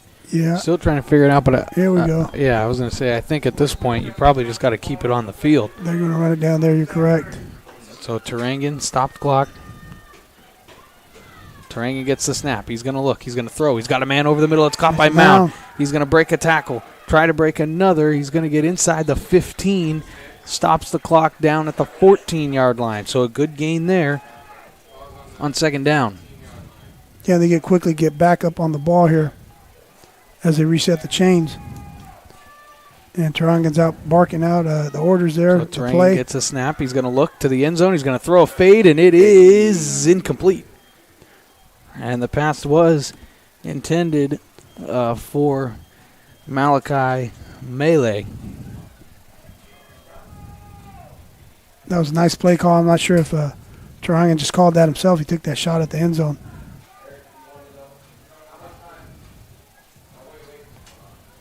So right now we're down to 20 seconds on the play clock. So the play clock was also down too, but now that's back up and running, but still no game clock as Turangan drops back. He's going to throw, and it was late, and it was Had a penalty almost marker intercepted down as again. well. So there's a penalty marker down there, and he almost had that picked off. The interceptions that he's had, they've just been late Yep. on the throws, you know. Late in the flat, and they've just been jumping them the whole game. And also, like we talked about, not looking off the receiver. So he's locking in right there. And the DBs are just, but then again, the defensive backs are in a kind of an advantage situation right now. Neutral zone infraction. Where everyone knows they're throwing the football right now. Absolutely.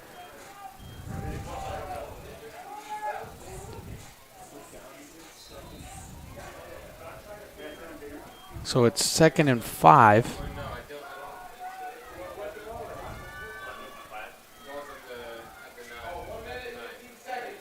So 1:15, and there's Turangan the snap, the throw, and that's Incomplete. honestly a pretty good drop by Mound there because that that runs off another 30 to 40 seconds if he catches that. Right, and it well played there by 27.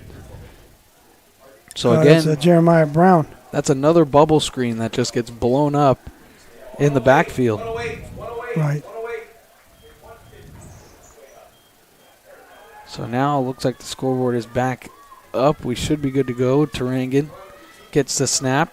He's going to look. He's going to throw. It's a fade route to the back of the end zone. It's incomplete. No, penalty marker down. There's a flag on the field, and it looks like it came from the back judge. It did. And usually that means it's from the secondary. Well, the field's very condensed here, so maybe a lot of pushing and shoving going on here. And let's see what the call is from the Whitecap.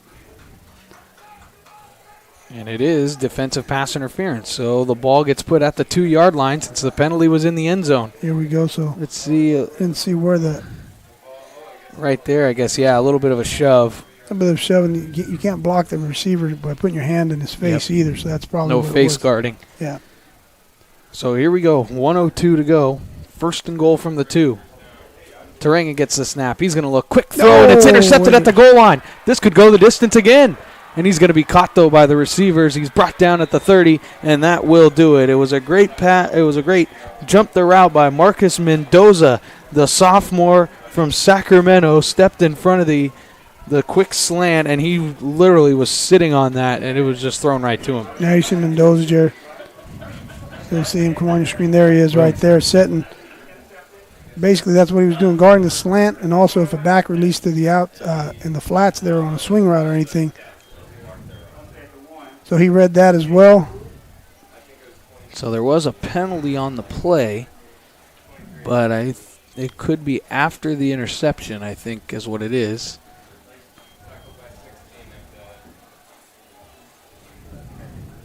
So we'll see Mendoza sitting there reading, sitting in his zone. As I mentioned, his responsibility, he's going to help out on that slant. or watching for a back or any receiver to release towards his area. So the 5th turnover forced by the Panther defense. That's 5 interceptions for Turangan. And then they also had the turnover on downs. yeah, the defense once again is back out there for Chabot, playing one heck of a game. But you can't win with turnovers. So it's an unsportsmanlike conduct penalty on Sacramento after the interception, but they'll probably take a couple of knees and get out of here regardless. Yeah. You see this interception again. Good hustle there by 16. Still playing, the guys are playing hard. I mean, that was a Stewart going after the guy who had the interception, playing hard still, Stewart. So it'll be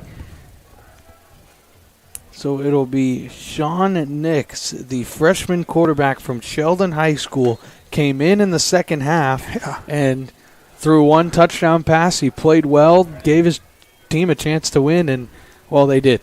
Yeah, they did. Nixon came in and just because we were wondering who's going to come in now, and he came in and helped guide his team. But you know what? Let's go back to the mistakes here by Chabot. Chabot had plenty of opportunities to put this game away, and just turnovers just killed them. And like we said earlier in the broadcast, Sacramento City is not your normal 0-2 football team. They've played 2 very good football teams, and they played them pretty tough, and you see why they're a good football team tonight. Right. So that moves the Chabot record to 1-2 as they fall. They have back-to-back losses, 27-7 tonight, and Sacramento City College gets their first win of the year. Now they are 1-2 as they have the College of Siskiyou next week, and Chabot are at Santa Rosa. That'll be another great game. Definitely. So at the end of this game, that's all the zeros on the board. It's Sacramento City winning the ball game 27-7. So we'd like to thank everybody for joining us on a beautiful Saturday night. It's cold, brisk football weather. We love it. Thanks for joining us here at NorCal Sports TV. Thank you to all of our great sponsors. Thank you to our producer, Jason. For everybody here at NorCal Sports TV, I'd like to thank all the cameramen. Thank you to everyone. For Carlos Franco, I'm Dominic Carriel saying so long from Chabot College. Good night, everybody.